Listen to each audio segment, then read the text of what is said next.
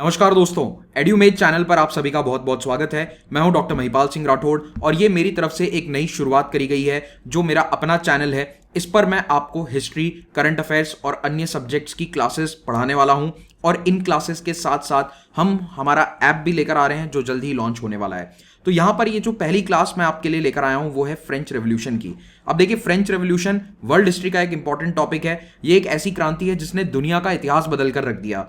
Actually में जो modern history हम पढ़ते हैं पिछले 200 सालों की पूरी दुनिया की, उस पर सबसे गहरा प्रभाव अगर किसी एक इवेंट ने छोड़ा है तो वो है फ्रेंच रेवोल्यूशन। तो इसीलिए इसको थोड़ा डिटेल में जानना जरूरी है। यूपीएससी में इस पर कई बार सवाल पूछा जा चुका है और आगे भी पूछा जाता रहेगा। ये एक सदाबहार टॉपिक है जो आपको अच्छे से आना चाहिए। तो फ्रेंच रेवोल्यूशन क्या था, क्यों हुआ, कैसे हुआ, ये सारे कारण हम जानेंगे। ये सारा घटनाक्रम आज हम जानेंगे इस वीडियो में। अगर आप में से कोई छात्र मुझसे पहली बार जुड़ रहा है तो मैं अपने बारे में एक छोटा सा परिचय देना चाहता हूं और आपसे सजेस्ट करूंगा कि अगर आप मेरे लेक्चर्स के अपडेट्स प्राप्त करना चाहते हैं तो टेलीग्राम चैनल पर जरूर जुड़ जाइए। सोशल मीडिया पर अगर आप मुझसे जुड़ना चाहते हैं तो महिपाल राठौड़ मेरा हैंडल है, ट्विटर, इंस्टाग्राम, फेसबुक, सभी सोशल मीडिया ऐप्स पर। अब कुछ सवाल पिछले एक हफ्ते से आप लोगों के दिमाग में आ रहे होंगे क्योंकि एक हफ्ते पहले मैंने अपना पहला वीडियो इस चैनल पर डाला था और उसमें मैंने बताया था कि क्या चेंजेस हुए हैं, क्यों मैंने अपना पिछला ऑर्गेनाइजेशन छोड़ा, ये सब कुछ बातें हमने कर ली। अब दोस्तों, पिछले एक हफ्ते में मेरे पास सैकड़ों मेल आ चुके हैं, मैसेजेस आ चुके हैं, आप सभी की बधाइयां आई हैं, शुभकामनाएं आई हैं नए चैनल को लेकर। तो पहली बात तो मैं उन सभी को थैंक यू कहना चाहता हूं और आप में से कई लोगों ने जो सवाल पूछे हैं उनके मैं जवाब यहां पर देना चाहता हूं। अगर आप सीधे टॉपिक पर जा रहे हैं, if you are watching this video after few months, सीधा आप 2 मिनट स्किप करके टॉपिक पे चले जाइए। तो मैं आपको बता दूं कि अभी क्या चल रहा है। पहली बात, एड्यूमेज चैनल पर पिछले एक हफ्ते क्लासेस क्यों नहीं हो पाई? देखिए, कुछ कारण थे जो मैं आपसे यहां पर चर्चा नहीं कर सकता हूं। कुछ लोगों ने, कुछ संस्थानों ने क्लास को रोकने की कोशिश करी, चैनल को रोकने की कोशिश करी, तो वहां पर समय चला जाता है, काफी जद्दोजहद करनी पड़ती है। और क्योंकि इस वक्त मैं अकेला काम कर रहा हूं, मेरे पास कोई टीम नहीं है, तो इसीलिए मेरा समय सारा ही उसी में चला गया। एक छोटा सा थ्रोट इन्फेक्शन भी हो गया था, 2-3 दिन उसने भी हमारे गले को खराब रखा। लेकिन मीनवाइल मैंने मेक श्योर किया कि मैं आपके लिए शॉर्ट्स, काफी अच्छे हिस्ट्री से रिलेटेड इंटरेस्टिंग शॉर्ट्स चैनल पर अपलोड करूं और वो शॉर्ट्स आपसे मैं रिक्वेस्ट करता हूं कि आप उसे देखिए। आप सभी को मैं बहुत बहुत धन्यवाद भी देता हूं कि आपने मेरे चैनल के प्रति इतना अच्छा रिस्पांस दिखाया। ऑलरेडी हमारे 15,000 सब्सक्राइबर मार्क क्रॉस कर चुके हैं जब ये वीडियो मैं रिकॉर्ड कर रहा हूं। दूसरा सवाल, ऐप कब आ रही है? तो जैसा कि मैंने बताया था, ऐप आएगी 15 अक्टूबर को। अब इसको लेकर कई जो छात्र हैं जिन्होंने पुराना उड़ान बैच ज्वाइन किया था वो पूछ रहे हैं कि सर इस नए कोर्स में क्लासेस किस प्रकार से होंगी, शेड्यूल क्या होगा? मैं आपको कुछ ही दिनों में बता दूंगा। ऐप को लेकर कैसे ज्वाइन करना है, क्या करना है, उसको लेकर पूरा एक सेपरेट वीडियो करेंगे। अभी ऐप बन रही है, जैसे ही बनकर वो लॉन्च होती है उसका मैं आपको यहाँ पर डिस्क्रिप्शन में लिंक दे दूंगा, आप उसे डाउनलोड कर लीजिए। हो सकता है आप वीडियो 2-3 दिन बाद देख रहे हो तो नीचे लिंक देख लेना, अगर आ गया है तो उसे ज्वाइन कर लो, डाउनलोड करके उसमें रजिस्टर कर लो। ठीक है, कोर्स हमारा 15 तारीख से शुरू हो जाएगा। क्या कोई भी इस कोर्स को ज्वाइन कर सकता है? ये भी कुछ लोगों ने सवाल पूछा कि आपका जो कोर्स है क्या उसे हम अभी ज्वाइन करें? तो देखिए, प्लान मैं आपको बता देता हूं, मैंने क्या सोचा है, मोटे तौर पर आपको बता रहा हूं। जो कोर्स होगा उसमें मेरा हिस्ट्री का एक बैच चल रहा था, वो तो देखिए अभी फिलहाल मैं मॉडर्न हिस्ट्री बीच में से ही कंटिन्यू करने वाला हूं क्योंकि उन छात्रों का आधा मॉडर्न हिस्ट्री हो चुका है। ठीक है, तो इस मॉडर्न हिस्ट्री के कोर्स को मैं कहूंगा कि अगर आप ज्वाइन करना चाहते हो तो आपकी मर्जी रहेगी, मैं ऑप्शन दे दूंगा ज्वाइन करने का। पर जो उड़ान बैच वाले स्टूडेंट्स हैं उनके लिए जहां पर मैंने खत्म किया था या बीच में छूट गया था बैच, वहीं से आगे कंटिन्यू किया जाएगा। लेकिन जो दूसरे सब्जेक्ट्स हैं, मान लीजिए आपको आगे चलकर मिडिवल हिस्ट्री, वर्ल्ड हिस्ट्री, इनकी लाइव क्लासेस को अटेंड करना है तो डेफिनेटली ऑप्शन रहेगा, आप उस कोर्स को ज्वाइन कर सकते हैं। ठीक है, क्या प्राइस है, क्या लिंक है, कहां पर ज्वाइन करें, अभी वो सब नहीं है मेरे पास जानकारी। वीडियोस के अंदर धीरे धीरे आपको बताता रहूंगा तो आप उसे देख लीजिए। बट यस, ये ऑप्शन रहेगा कि अगर कोई फ्रेश ज्वाइन करना चाहता है तो कर ले। जो पुराने छात्र हैं जिन्होंने ऑलरेडी हमारा पेड कोर्स ले रखा था उनके लिए केवल 101 रुपये फीस रहेगी। और आप में से कई लोगों ने वो शीट में अपना रिस्पॉन्स भर दिया है, नीचे गूगल शीट दे रखी है, उसमें अभी तक नहीं भरा है तो अपना डेटा एंटर कर दो कि नाम क्या है, फोन नंबर क्या है, ताकि आपको हम उस कोर्स में एनरोल कर सकें इस प्राइस पर। अब वो कैसे होगा वो भी मैं आपको बताऊंगा। आपको एक लिंक भेजा जाएगा, एक स्पेशल लिंक आपके लिए ज्वाइनिंग का भेजा जाएगा आपके ईमेल आईडी पर और उसी रजिस्टर्ड ईमेल आईडी से आपको ज्वाइन करना है। एक फाइनल जानकारी उन टीचर्स के लिए जिन्होंने मुझे ईमेल करके ये कहा कि वो एड्यूमेज के साथ जुड़ना चाहते हैं। मैं आप लोगों के मेल्स देख रहा हूं, I am looking at your videos. आप में से कई लोगों ने सैम्पल वीडियोस भेजे हैं, अपने यूट्यूब के लिंक्स भेजे हैं, आई एम एनालाइजिंग देम। थोड़ा मुझे समय और लगेगा। ऐप वाला काम जैसे ही हो जाता है, हमारा ऐप रनिंग हो जाता है, उसके बाद मैं टीचर्स से संपर्क करूंगा। तो आप लोग अभी थोड़ा सा धैर्य बनाए रखिए। मुझे मेल सबके मिल रहे हैं पर मैं इंडिविजुअली अभी रिप्लाई नहीं कर पा रहा। जो स्टूडेंट गूगल शीट के अंदर अपना डेटा एंटर नहीं कर पा रहा है वो मुझे मेल भी कर देगा contact@edumate@gmail.com पर, उसको भी हम एनरोल करवा देंगे, वो चिंता मत आप कीजिए। ठीक है, आपका बैच एनरोलमेंट में कोई समस्या नहीं आने वाली है। चलिए जी, तो अब आते हैं हमारे आज के टॉपिक पर। French revolution. तो फ्रेंच रेवोल्यूशन क्या है? ये एक 10 साल का टाइम पीरियड है 1789 से 1799 में, जब फ्रांस के अंदर एक बहुत बड़ा पॉलिटिकल और सामाजिक बदलाव हुआ था और इसने मॉडर्न हिस्ट्री के ऊपर बहुत बड़ा इंपैक्ट डाला है। जब ये क्रांति शुरू हुई थी 1789 में, जब फ्रांसीसी क्रांति या फ्रेंच रेवोल्यूशन शुरू हुआ, उस समय फ्रांस में तानाशाही थी। एक राजा था, राजा अपने अनुसार देश को चलाता था। लेकिन जब ये रेवोल्यूशन खत्म होता है 1799 में, तो बीच में चुनी हुई सरकारें आई, चुनी हुई सरकारें हटकर 5-6 लोगों का शासन आया और उसके बाद फाइनली नेपोलियन का शासन आ गया। तो ये 10 साल का टाइम पीरियड है जिसमें एब्सोल्यूट मोनार्की से नेपोलियन की डिक्टेटरशिप आ जाती है। इसी को कहते हैं हम फ्रेंच रेवोल्यूशन। तो इसका घटनाक्रम इतना आसान नहीं है, काफी बड़ा वीडियो ये रहने वाला है, तो इसको शांति से अच्छे से देखिए। तो देखिए, पहली बार दुनिया में ये आइडियाज लिबर्टी, इक्वालिटी और फ्रेटर्निटी, ये फ्रेंच रेवोल्यूशन लेकर आता है। Of course French revolution France में हुआ था और फ्रांस यूरोप का एक देश है, ये तो मुझे बताने की आवश्यकता नहीं है। तो देखिए, ये वाले जो आइडियाज हैं, लिबर्टी का मतलब होता है आजादी। तो क्या इसके पहले दुनिया में किसी ने आजादी के बारे में नहीं सोचा था? जी नहीं, सोचा था। बहुत सारे देश आजाद थे, हर देश एक दूसरे से आजाद होने की कोशिश करता था, पहले भी लड़ाइयां होती थी, पर आम जनता ने राजाओं के चंगुल से आजाद होने के बारे में पहली बार अगर कभी सोचा तो इस समय मॉडर्न हिस्ट्री में सोचा। इक्वालिटी, के सभी लोग बराबर हैं। पहले सभी बराबर नहीं होते थे, कुछ लोग थोड़े हायर होते थे, कुछ लोअर होते थे, और ये पूरी दुनिया का सिस्टम था। ऐसा भारत में भी था, यूरोप में भी था। हर समाज के अंदर इस तरह का स्ट्रैटिफिकेशन होता था, यानी कि वर्गीकरण होता था, और उस वर्गीकरण को अगर तोड़ा गया तो पहली बार मॉडर्न टाइम पीरियड में फ्रेंच रेवोल्यूशन में तोड़ा जाता है। और तीसरा फ्रेटर्निटी, यानी कि भाईचारा। तो दोनों थोड़े मिलते जुलते ही हैं, इक्वालिटी, फ्रेटर्निटी। ये आइडियाज आज भी कई संविधानों के अंदर आपको मिल जाएंगे। इनफैक्ट भारत के संविधान में भी ये शब्द आपको मिल जाते हैं। तो ये आइडिया ना केवल यूरोप में बल्कि पूरी दुनिया में फैल जाते हैं। तो फ्रेंच रेवोल्यूशन ने फ्रांस के पड़ोसी देशों को भी इंस्पायर किया। 19वीं शताब्दी यानी कि सन 1800 से 1900 के बीच में यूरोप के कई देशों ने फ्रांसीसी क्रांति से इंस्पायर होकर अपने देश के अंदर क्रांति कर दी, राजाओं को हटा दिया, तानाशाहों को हटा दिया और डेमोक्रेसी को लाया। और उसके अलावा दुनिया के कई अन्य देश भी इससे इंपैक्ट होते हैं। All the major revolutions of the world, all the major freedom movements of the world have been impacted और been inspired by this French revolution. तो इसीलिए इसकी इतनी ज्यादा इंपॉर्टेंस है और यूपीएससी में वर्ल्ड हिस्ट्री का सिलेबस यहीं से शुरू होता है। तो सबसे पहले देख लेते हैं कि इस क्रांति के कारण क्या थे। पहला कारण था पॉलिटिकल, तो पॉलिटिकल रीजन अभी आगे एनालाइज करेंगे। दूसरा था सामाजिक बदलाव, सोशल रीजंस, इकोनॉमिक, और चौथा था इंटेलेक्चुअल। तो चारों चीजें जो एक साथ जब आती हैं तो ये हांडी चढ़ती है और इस हांडी के अंदर तेल डाला जाता है, मसाले डाले जाते हैं, सब्जी काट के डाली जाती है, तब ये डिश बनकर तैयार होती है। और इस डिश को, इस प्रिपेयर्ड फाइनल सब्जी को हम कहते हैं फ्रेंच रेवोल्यूशन। तो इसके अंदर अलग अलग कारण थे। सबसे इंपॉर्टेंट पॉलिटिकल और इकोनॉमिक कारण थे। अभी आपको आगे समझ में आ जाएगा कि क्यों। तो पहले थोड़ा फ्रांस की संरचना को समझ लेते हैं। देखिए, फ्रांस दुनिया के सभी देशों की तरह एक राजा के अधीन था। वहां पर भी एक रूलिंग डायनेस्टी थी जिसका नाम था बर्बन डायनेस्टी। ठीक है, ये वो बॉन बिस्किट वाला नहीं है, ये बर्बन इसको कहा जाता है। हालांकि ये नाम आजकल बहुत सारे अल्कोहल ब्रांड वगैरह यूज कर लेते हैं, तो ये सेम ही है। बर्बन एक डायनेस्टी थी, एक जगह से ये लोग आते थे। तो बर्बन ये डायनेस्टी है जो लगभग 16वीं शताब्दी में यहाँ पर रूलिंग पावर बन जाती है। सो फ्रॉम 16th सेंचुरी समझते हो ना, 1500 से 1600 के बीच के समय काल को हम क्या कहते हैं? 16वीं शताब्दी। तो 16वीं शताब्दी से लेकर 18वीं शताब्दी के एंड तक, यानी कि 1799 के आसपास तक ये लोग पावर में थे। टेक्निकली 89 तक ही थे, बट स्टिल। तो ये 200-250 साल बर्बन डायनेस्टी थी। उसके पहले कोई दूसरी डायनेस्टी थी जो हमारे लिए इंपॉर्टेंट नहीं है। जैसे हमारे देश में भी तो होता है ना कि पहले ये डायनेस्टी आई, मौर्य आए, फिर उसके बाद गुप्ता डायनेस्टी आती है, फिर हर्षवर्धन आते हैं, या चोल डायनेस्टी है, पांड्या डायनेस्टी है। तो वैसे वहां पर भी बहुत सारी डायनेस्टीज हैं, हमारे लिए केवल ये वाली रेलेवेंट है, इसका नाम याद रखना है, दैट्स इट। तो बर्बन डायनेस्टी के अंदर एक शासक था जिसका नाम था लुई 14। तो इसके अंदर बहुत सारे लुई हैं। फ्रांस के अंदर सबसे कॉमन नाम राजाओं का लुई होता था। तो लुई 1, फिर 2, 3, 4, 5 ऐसे करके 16 लुई आ जाते हैं। तो ये था लुई नंबर 14। तो ये लुई द 14 जो है ये बहुत लंबे समय तक शासन करता है, 1643 टू 1715।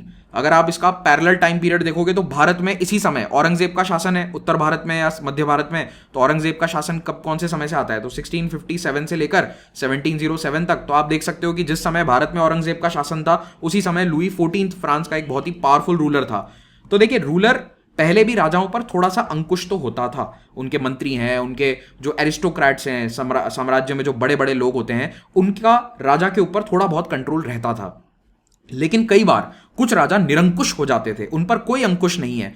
तो निरंकुश राजा जो अपने अनुसार ही सब कुछ करेगा उसे कहा जाता है एब्सोल्यूट डेस्पॉट। ये कहते हैं उस राजा को, क्या कहते हैं? Absolute despot. तो डेस्पॉट का मतलब होता है तानाशाह और एब्सोल्यूट का मतलब होता है कि निरंकुश तानाशाह, उसके ऊपर कोई भी किसी का भी हुक्म, राज या एडवाइस काम नहीं करती है। जो वो चाहेगा वैसा ही होगा। अगर राजा कहेगा कि सूरज पूर्व से नहीं पश्चिम से उग रहा है, तो फिर दुनिया को या जनता को मानना पड़ेगा कि भाई साहब सूरज पश्चिम से उगता है और पूर्व में डूबता है। तो इसने क्या करा, लुई 14 ने, एक तो इसने बहुत लड़ाइयां लड़ी। इसने इंग्लैंड के साथ, अपने पड़ोसी ये जो हैब्सबर्ग एम्पायर वगैरह हैं, बड़े बड़े एम्पायर्स थे यूरोप के, उनके साथ काफ़ी लड़ाइयाँ लड़ी, जिसके कारण फ्रांस आ गया डेट में। बहुत सारा इनके ऊपर लोन हो जाता है, क्योंकि लड़ाई सस्ती नहीं होती है, लड़ाई में आपको बहुत पैसा खर्च करना पड़ता है। दूसरा, इसने पावर को कर दिया सेंट्रलाइज, यानी कि जो उसके लोकल सामंत थे, एरिस्टोक्रेट्स थे, उनके हाथ से पावर छीनकर इसने अपने हाथ में ले लिया। केंद्र की सत्ता को इसने ताकतवर कर दिया। तो इससे एरिस्टोक्रेट थोड़े से नाराज हो गए। और ये एब्सोल्यूट डेस्पॉट तो था ही, कभी कहता था कि आज से सब ऐसे कपड़े पहनेंगे तो आज से सब ऐसे ही कपड़े पहनेंगे। तो फ्रांस लेकिन उस समय काफी तरक्की कर रहा था। France was considered to be a very developed country in the European world. Developed मतलब आज के संदर्भ में मत ले लेना, डेवलप्ड मतलब है कि उनका कल्चर, उनका खाना, उनके जो फैशन है, वो सारे पूरे यूरोप में माने जाते थे कि भैया जो फ्रांस के लोग कर रहे हैं, जो फ्रांस का राजा कपड़े पहन रहा है वो फैशन बन जाएगा, जो वहां पर खाना बन रहा है वो पूरे यूरोप के अंदर फेमस हो जाएगा। लुई 14 के बाद आता है उसका बेटा लुई 15। इसका भी बहुत लंबा शासनकाल रहा, 1715 से लेकर 1774, और इसने भी कई लड़ाइयां लड़ी। अब इसके समय काल में एक बहुत इंपॉर्टेंट लड़ाई हुई थी बिटवीन इंग्लैंड एंड फ्रांस। तो देखो, इंग्लैंड और फ्रांस यूरोप की दो बड़ी ताकतें थी, दोनों के अपने कॉलोनियल एम्पायर्स थे। आपको पता ही होगा कि भारत के अंदर भी इन्होंने कॉलोनी सेटअप करी थी, और इन दोनों के बीच में एक बहुत इंपॉर्टेंट लड़ाई शुरू होती है 1756 में, जो 1763 तक चलती है, and it was kind of a global war. पूरी दुनिया में ये लड़ाई लड़ी गई थी। इसे कहते हैं 7 ईयर वॉर। ये नॉर्थ अमेरिका, यूरोप, इंडिया, हर जगह लड़ाई लड़ी जाती है। अफ्रीका में भी कुछ जगह लड़ाइयां होती है, और इसके अंदर होती है फ्रांस की हार। अब 7 ईयर वॉर में आई इस हार का ह्यूमिलिएशन या फिर इसकी जो बेइज्जती है उसको ठीक करने के लिए फ्रांस के अगले राजा लुई 16 ने, जो इस 15 का ही बेटा है लुई 16, इसने फिर से अमेरिकन रेवोल्यूशन के दौरान, अमेरिकन वॉर ऑफ इंडिपेंडेंस के दौरान अमेरिकी लोगों का साथ दिया इंग्लैंड के खिलाफ। फाइनेंस किया, उन्हें पैसा दिया बहुत सारा।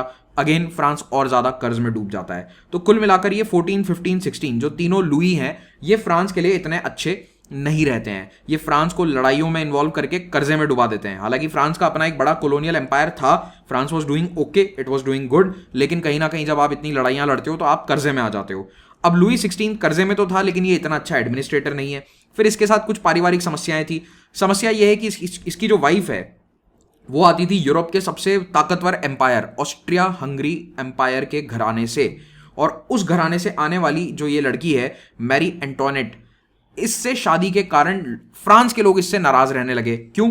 फ्रांस के लोग कहते थे कि ये तो ऑस्ट्रिया के प्रति झुकाव रखती है, अपने मायके के प्रति झुकाव रखती है, और ये फ्रांस को कमजोर करना चाहती है। यानी कि जो रानी खुद है वो अपने ससुराल नहीं बल्कि अपने पीहर पक्ष को ज्यादा हावी देखना चाहती है यूरोप में। इसीलिए इसके प्रति लोग थोड़े से नाराज रहते थे। लोगों से मेरा मतलब है कि जो एरिस्टोक्रेट हैं, दरबार में मंत्री वगैरह हैं, they did not trust the queen herself, that is Mary Antoinette. और मैरी एंटोनेट खुद भी बैड एडवाइजर थी, ये अपने पति को इतनी अच्छी एडवाइस नहीं दे पाती थी। एक और प्रॉब्लम थी कि बहुत सालों तक इन्हें बच्चा नहीं हुआ था। तो इसको लेकर भी देखिए, अब जब राजा है तो राजा का एक काम यही होता है कि वंश आगे बढ़े। अब बच्चा नहीं होता है तो ये भी एक समस्या बन जाती है। तो बेचारे को बहुत सारी प्रॉब्लम्स का सामना करना पड़ा। अब ये इतना भी बेचारा नहीं है, काफी शान और शौकत में रहता था। इसको फैशन वैशन का बहुत शौक था, पार्टी करता रहता था। ये बहुत बड़ी बड़ी दावतें होती थी इनके पैलेसेस में, और जिसमें हजारों लोग शामिल होते थे। तो कुल मिलाकर जब ये राजा बना तो ऑलरेडी फ्रांस की जो ट्रेजरी है, खजाना है, खाली होने के कगार में था। और इसने जब अमेरिकन रेवोल्यूशन या वॉर में और इन्वॉल्वमेंट रखा अपना, तो और ज्यादा खजाना खाली हो जाता है, इसके पास बिल्कुल पैसे नहीं बचे। अब इसी समय पर इसने पैलेस ऑफ वर्साइल भी समाप्त कराया। ये वर्साइल क्या है? तो देखिए, पेरिस जो है इनका पुराना कैपिटल था, तो पेरिस के सिटी सेंटर से लगभग 20-30 किलोमीटर दूर इन्होंने एक नया पैलेस बनवाया। आज के समय तो वर्साय पेरिस शहर का ही पार्ट बन चुका है, पर उस समय लगभग 20 किलोमीटर दूर हुआ करता था। तो इन्होंने एक नया कैपिटल या कह लो कि नया महल बनवाया, और ये विशालकाय महल था, बहुत ही बड़ा महल। ये देख रहे हैं आप, इसके गार्डन्स हैं, तो कई स्क्वायर मीटर में ये फैला हुआ है, या प्रोबेबली कुछ स्क्वायर किलोमीटर में फैला हुआ ये महल है, इसके गार्डन्स हैं, और ये काफी आलीशान महल था। उस समय जब ये बना था तब ये यूरोप के सबसे बड़े पैलेसेस में था, और इसको बनने में भी लगभग 100 साल लग गए। इसका काम ऑलमोस्ट 100 साल से चल रहा था। लुई 14, 15, 16 तीनों ने इस पे काम करवाया। 16 के समय में जाकर इसका काम पूरा हुआ। अब वर्साइल पैलेस एक भव्य महल है। आप इमेजिन करो, लोग ये देख रहे हैं कि हमारे राजा के पास पैसे नहीं है, टैक्स बढ़ाया जा रहा है, और ऊपर से राजा महलों में पैसे खर्च कर रहा है। और इन महल में हो क्या रहा है? बड़ी बड़ी पार्टीज हो रही हैं, शानो शौकत से पार्टी चल रही है। मैरी एंटोनेट बड़ी पार्टीज थ्रो करा कर दी थी, तो इससे लोग थोड़े से नाराज होने लग गए। तो होता यह कि ये बहुत डेट में आ जाते हैं। इनके ऊपर 1 बिलियन लीवरे का डेट था। लीवरे उस समय इनकी करेंसी हुआ करती थी और वो ऑलरेडी बढ़कर 2 बिलियन लीवरे हो गया था। It was a big amount, ठीक है। तो लीवरे इनकी करेंसी थी जो बाद में इन्होंने डिसकंटिन्यू कर दी, फिर फ्रैंक लेकर आ गए थे और अब चलता है यूरो।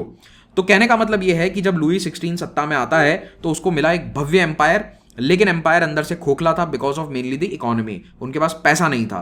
अब पैसा इकट्ठा करने के दो ही तरीके होते हैं। क्या तरीके होते हैं? या तो आप अपनी जेब से पैसा दो सरकार को, है ना, वो हो नहीं सकता। दूसरा तरीका है कि आप डेट यानी कि कर्जा ले लो। और तीसरा तरीका होता है कि आप अपने लोगों से टैक्स वसूलना ज्यादा कर दो।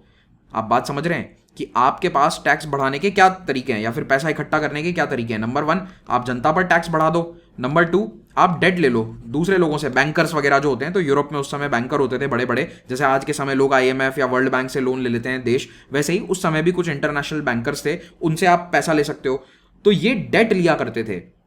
इन्होंने अपनी पुरानी लड़ाइयों में डेट लेकर, उधार लेकर लड़ाई लड़ी थी, लेकिन ये डेट पर ब्याज लगता है और ब्याज इंसान को खत्म कर सकता है। इसीलिए ये फ्रांस की इकोनॉमी भी खत्म होती जा रही थी बिकॉज ऑफ दिस डेट। तो इनका एक नया फाइनेंस मिनिस्टर आया और उसने कहा कि देखो सर, डेट तो है, सस्टेनेबल नहीं होता है। किसी भी देश को आत्मनिर्भर बनना है तो उसे अपने ही लोगों से टैक्स वसूल करके उन्हीं को वापस सुविधाएं देनी चाहिए। ये एक आइडियल सिस्टम है। इसीलिए आप देखोगे जब भी सरकार टैक्स बढ़ाती है तो इसी तरह के आज भी दिए जाते हैं जस्टिफिकेशन। सरकारें सभी देश की ये कहती हैं कि भैया हम टैक्स इसलिए बढ़ा रहे हैं क्योंकि ये प्रॉब्लम है, वो प्रॉब्लम है, और लोगों की भलाई के लिए टैक्स बढ़ाया जा रहा है। तो कुल मिलाकर इन्हें भी कुछ ना कुछ करना जरूरी था। अब इनके रेगुलर एक्सपेंसेस ही खर्च नहीं हो पा रहे थे, जैसे कि आर्मी को मेंटेन करना, दरबार चलाना, यूनिवर्सिटी या सरकारी अधिकारियों को सैलरी देना, ये सब काम भी इनसे नहीं हो रहा था। तो फाइनली इन्होंने टैक्स बढ़ाने का निर्णय ले लिया। तो इतना प्रॉब्लम क्यों आ रहा था कि राजा चाहता तो टैक्स 1 सेकंड में बढ़ा देता, ऐसा नहीं था। एक्चुअली इनके ऊपर भी थोड़ा बहुत, राजा पे भी मंत्री परिषद का या इनकी कुछ बॉडीज थी उनका कंट्रोल था। और ये बॉडीज जो हैं ये टैक्स बढ़ाने के उस वक्त फेवर में नहीं थी, क्योंकि जो इसके नीचे के लोग हैं वो भाप गए थे कि अगर टैक्स बढ़ाया गया तो हमें प्रॉब्लम हो जाएगी, टैक्स तो हमें देना है, राजा को थोड़े ना देना है। तो राजा चाहता था कि टैक्स बढ़ाया जाए, लेकिन उसके खुद के एरिस्टोक्रेट्स नहीं चाहते थे, इतना ज्यादा नहीं चाहते थे कि टैक्स बढ़े, क्योंकि उन एरिस्टोक्रेट्स को भी टैक्स देना पड़ता। तो कुल मिलाकर ये प्रॉब्लम जो है धीरे धीरे 1788 आते आते काफी बड़ी हो गई थी। By 1788 this tax problem was a big deal. और उस समय फ्रांस की जो सामाजिक संरचना है वो कैसी थी वो भी आप समझ लीजिए, क्योंकि कौन टैक्स दे रहा है कौन नहीं दे रहा है उसके ऊपर भी काफी कुछ निर्भर करेगा। तो देखिए, फ्रांस में 3 तरह के विभाजन होते थे सोसाइटी में, समाज में। इसको हम कहते हैं एंशिएंट रेजिम। तो एंशिएंट रेजिम का सिंपल मतलब है कि पुरानी व्यवस्था। तो ये पुरानी व्यवस्था कब कहने लगे? आफ्टर फ्रेंच रेवोल्यूशन ये टर्म ज्यादा पॉपुलर हो गया कि जो रेवोल्यूशन से पहले व्यवस्था थी उसको ये लोग कहते हैं एंशिएंट रेजिम कहते हैं फ्रेंच में। तो एंशिएंट रेजिम यानी कि बर्बन डायनेस्टी का राजा सबसे ऊपर है, फिर उसके नीचे ये 3 एस्टेट बने हुए हैं। एस्टेट का मतलब कुछ नहीं है, वर्गीकरण है। तो फर्स्ट एस्टेट में आ जाएंगे चर्च। चर्च में कौन है? चर्च में आ जाएंगे चर्च के पदाधिकारी, जैसे कि फादर या फिर उनके अधीन जो लोग होते हैं जो धर्म का काम कर रहे हैं। बेसिकली जो चर्च से जुड़े पदाधिकारी हैं। Church was a big deal back then. उस समय बहुत सारे लोग होते थे चर्च के अंदर, आज भी होते हैं, पर तब संख्या थोड़ी ज्यादा थी कंपेयर टू पॉपुलेशन परसेंटेज आज आप देखेंगे तो चर्च के अंदर 1 लाख लोग थे उस समय, और कुल मिला के आबादी थी फ्रांस की लगभग 2.9 करोड़ या 2.8 करोड़ के आसपास बताई जाती है। इसके अंदर 1 लाख हो गए चर्च के लोग, इनको कोई टैक्स नहीं देना है, ठीक है। और इनके पास जमीन बहुत थी। तो हिस्टोरिकली पिछले 1000 साल से फ्रांस के राजाओं ने चर्च को काफी जमीन दे दी थी। जैसे इंडिया में भी आपने हिस्ट्री में पढ़ा होगा कि कई राजा मंदिरों को अनुदान दे देते थे, या फिर कई मुस्लिम शासक मस्जिदों को या मौलवियों के सस्टेनेंस के लिए धार्मिक अनुदान देते थे। जमीन का जो टैक्स आएगा उससे आप अपना सस्टेनेंस कर लो। सेम मॉडल यूरोप में फॉलो होता था कि चर्च को जमीन दी जाती थी कि भैया ये गांव आपका है, इस गांव से जो भी टैक्स रेवेन्यू आएगा उससे आप अपना काम चला लो, खर्चा चला लो। तो लगभग देश की 10% जमीन चर्च के पास हुआ करती थी। It was a big deal. और जो टैक्स इकट्ठा होता था उसमें से भी 1/10 चर्च को दे दिया जाता था। फिर सेकंड स्टेट, इसमें आती है नोबिलिटी। तो नोबिलिटी में कौन आ गया? नोबिलिटी में आ गए बड़े बड़े वहां के जमींदार, एरिस्टोक्रेट्स, जो ये टैक्स वसूलने का काम किया करते थे। तो यूरोप में चलता था फ्यूडल सिस्टम। इस फ्यूडल सिस्टम में एक होंगे फ्यूडल लॉर्ड, और इन फ्यूडल लॉर्ड के अधीन होते थे किसान, जिनको कहा जाता है सर्फ। तो ये सिस्टम वैसे इंग्लैंड के अंदर बहुत पॉपुलर था, फ्रांस में भी था। तो ये नोबिलिटी है, इनको आप कह सकते हो कि ये जमींदार हैं या फिर ये राजा के खास लोग हैं, ये राजा से जुड़े हुए लोग हैं, उसके दूर के रिश्तेदार भी हो सकते हैं। तो ये नोबिलिटी कहलाते हैं। तो ये नोबिलिटी काफी शानो शौकत से रहती थी। 4 लाख के आसपास इनकी आबादी है। कोई बड़ा नोबल है, कोई छोटा नोबल है, ऐसा नहीं है कि सब बराबर हैं। जैसे आपने भारत में पढ़ा होगा कि ये मॉडर्न हिस्ट्री के अंदर हमारे जितने भी वाइस रॉय आए थे, ठीक है, तो कोई अर्ल है, कोई वाइकाउंट है, कोई ड्यूक है, इस तरह के आपने नाम देखे होंगे, उनके टाइटल होते हैं। तो वैसा ही सेम सिस्टम फ्रांस में भी था कि कोई ड्यूक, अर्ल, वाइकाउंट, इस तरह के उनके टाइटल थे। ये सभी नोबिलिटी बनाते हैं। तो कोई छोटा जमींदार है, कोई बड़ा जमींदार है, ये सारे वहां के नोबिलिटी या एरिस्टोक्रेट्स हैं। इनके पास देश की लगभग 25% जमीन है पर्सनल यूज के लिए। याद रखना, ये वो जमीन है जिसका टैक्स राजा को भी नहीं जा रहा है, जिसका टैक्स ये खुद उपभोग में ले रहे हैं, इसका भोग ये कर रहे हैं। Okay, rest of the tax from all the things is going to the king. तो टैक्स देने वाले कौन है? मेनली किसान।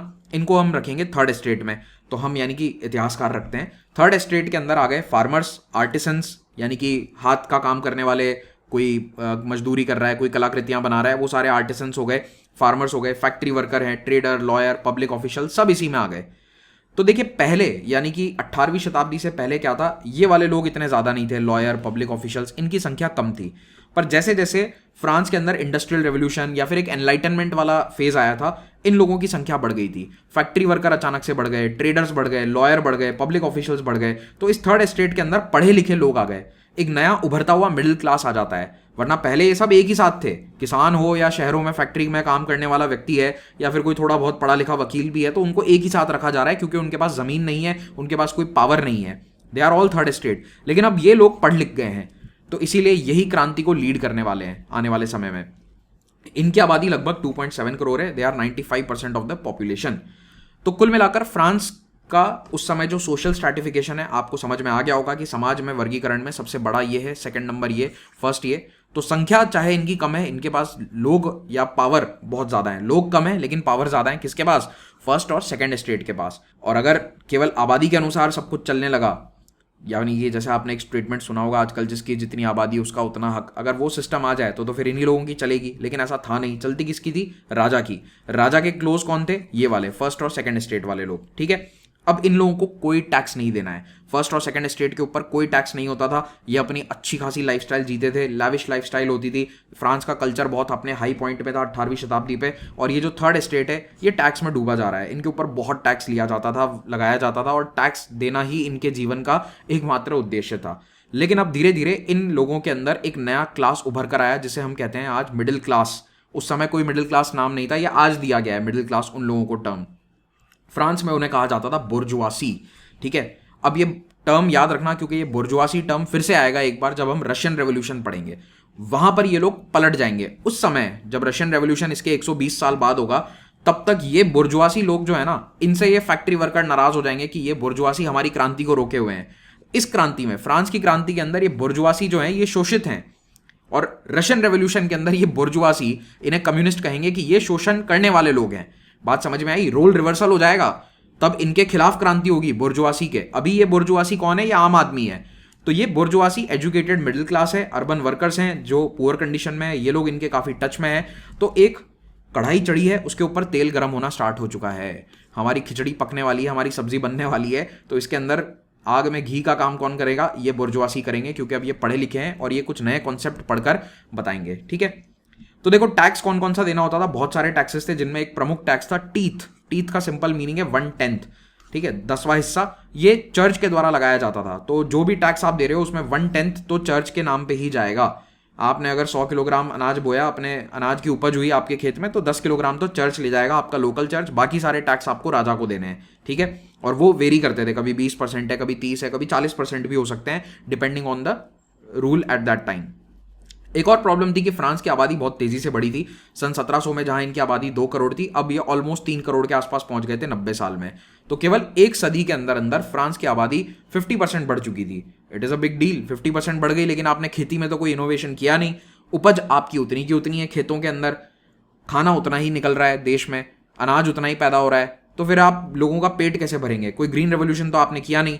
तो इसीलिए प्रॉब्लम आनी स्टार्ट हो गई थी। खाने पीने की वस्तुएं महंगी हो गई थी। It was a commodity that was scarce. अनाज महंगा होता जा रहा था। अनाज जो है एक ऐसी कमोडिटी है जिसके ऊपर लोग टूट पड़ते थे, और यही समस्या 1788 के अंदर बहुत बड़ी विकराल समस्या हो जाएगी। दूसरा, लड़ाइयों के कारण इन्होंने बहुत कर्जा ले लिया था। कर्ज का इंटरेस्ट चुकाते हुए या कर्ज को वापस रीपे करते हुए राजा को बहुत पैसा देना पड़ रहा था, और ये सारा पैसा वो लोगों से टैक्स वसूल करके देना चाह रहा था। फिर 1788 और 89 में विंटर्स बहुत खराब थी। बहुत ज़बरदस्त सर्दी पड़ी, जब ज़बरदस्त सर्दी पड़ती है तो फसल खराब हो जाती है आने वाले समय की भी, ठीक है। स्प्रिंग के आसपास तक भी अगर बर्फ़ रहती है तो फिर क्रॉप फेलियर होने का डर रहता है, और यही हुआ, क्रॉप फेलियर हो जाता है। There is a famine, famine का मतलब है भुखमरी, भुखमरी है। क्यों? क्योंकि अनाज की कमी है, अनाज की कमी है तो फूड प्राइसेस बढ़ गए हैं और लोग मर रहे हैं भूख से, और ये सब 1789 में हो रहा है। किसान नाराज़ हैं, आम जनता नाराज़ है, उधर पैलेस ऑफ वर्साइल में पार्टीज चल रही हैं। लेकिन देखो, लुई 16 इतना भी पागल नहीं था कि उसे कुछ ना पता हो। लुई 16 कोशिश ये कर रहा था कि लोग टैक्स बढ़ाने को लेकर ओके कर दें। तो लुई 16 जो है अभी क्या करेगा मैं आपको आगे बता दूंगा। वो बुलाएगा एस्टेट जनरल, उसे लगता है कि एस्टेट जनरल बुलाकर मैं टैक्स आसानी से बढ़ा दूंगा। उससे पहले एक और कॉज है जिसको हम देख लेते हैं, इंटेलेक्चुअल कॉज। तो देखिए 18वीं शताब्दी में, 17वीं शताब्दी में यूरोप में कई सारे थिंकर आते हैं, विचारक आते हैं, जो रैशनल थिंकिंग करते हैं, जो कहते हैं कि सदियों से हम जिसको मानते आ रहे हैं उसे क्यों मानना है। तो ऐसे बहुत सारे फिलोसोफर्स और थिंकर्स आए, खास करके इंग्लैंड और फ्रांस में, John Locke, John Jacques Rousseau, Immanuel Kant, Montesquieu, Voltaire. इन्होंने कुछ कुछ बातें कही। जैसे रूसो ने कहा कि पीपल्स सॉवरेंटी, लोग जो कहते हैं वो सर्वोपरि होना चाहिए, राजा जो कहता है वो नहीं, बल्कि जनता का कहा सर्वोपरि हो, सॉवरेंटी जनता की हो। मॉन्टेस्क्यू ने कहा कि चर्च और स्टेट को सेपरेट करो। तो मॉन्टेस्क्यू खुद फ्रांस का ही था, उसने क्या कहा कि चर्च का राजा के साथ कोई हस्तक्षेप नहीं होना चाहिए, टैक्स वैक्स के अंदर चर्च को अलग रखो बिल्कुल। चर्च यानी कि धर्म इंसान का प्राइवेट होना चाहिए, और स्टेट यानी कि गवर्नेंस में उसका कोई कहना या कुछ भी कानून के ऊपर उसका अधिकार ना हो। मिडीवल यूरोप में चर्च एक तरह से सरकार चलाता था। आप समझ लो कि राजा के ऊपर चर्च का इतना इन्फ्लुएंस है कि अगर चर्च के सीनियर ऑफिशियल्स कुछ कह दें तो राजा उसे टाल नहीं सकता। फिर वोल्टेयर जैसे लोग आए जिन्होंने कहा कि freedom of speech and expression हो, मैं चाहूं तो राजा की भी बुराई कर सकूं। लेकिन क्या प्रैक्टिकली ये पॉसिबल था? नहीं। राजा की जो बुराई करता है उसकी गर्दन काट के उसको या तो फांसी पर लटका दिया जाएगा या फिर उसकी गर्दन काट दी जाएगी, ये पनिशमेंट होती थी। वोल्टेयर ने कहा कि ऐसा नहीं होना चाहिए, there should be freedom of speech and expression. तो कुल मिलाकर इन लोगों की बातों से धीरे धीरे एक पढ़ा लिखा मिडिल क्लास इंप्रेस होने लगा और उसको आत्मसात करने लगा। लोग सवाल उठाने लगे कि राजा की क्यों चल रही है, क्यों टैक्स बढ़ाने में हमारा यानी कि जनता का कोई से नहीं है, हमारे द्वारा लिए गए निर्णय क्यों नहीं देश में चलते हैं, क्यों चर्च और स्टेट इतना इंटीग्रेटेड है, क्यों हम चर्च को 10% टैक्स दे रहे हैं, क्यों हम राजा के खिलाफ कुछ कह नहीं सकते। ये बातें उठने लगी, और ये बातें धीरे धीरे जब फैल जाती हैं तब फिर होता है फ्रेंच रेवोल्यूशन, ठीक है। तो इंटेलेक्चुअल्स ने सबसे पहले तो यही पूछा कि राजा को रूल करने का अधिकार किसने दिया। भैया ये लुई 16 को शासन करने का अधिकार किसने दिया? लुई 16 कहता है क्योंकि मैं लुई 15 का बड़ा बेटा हूं।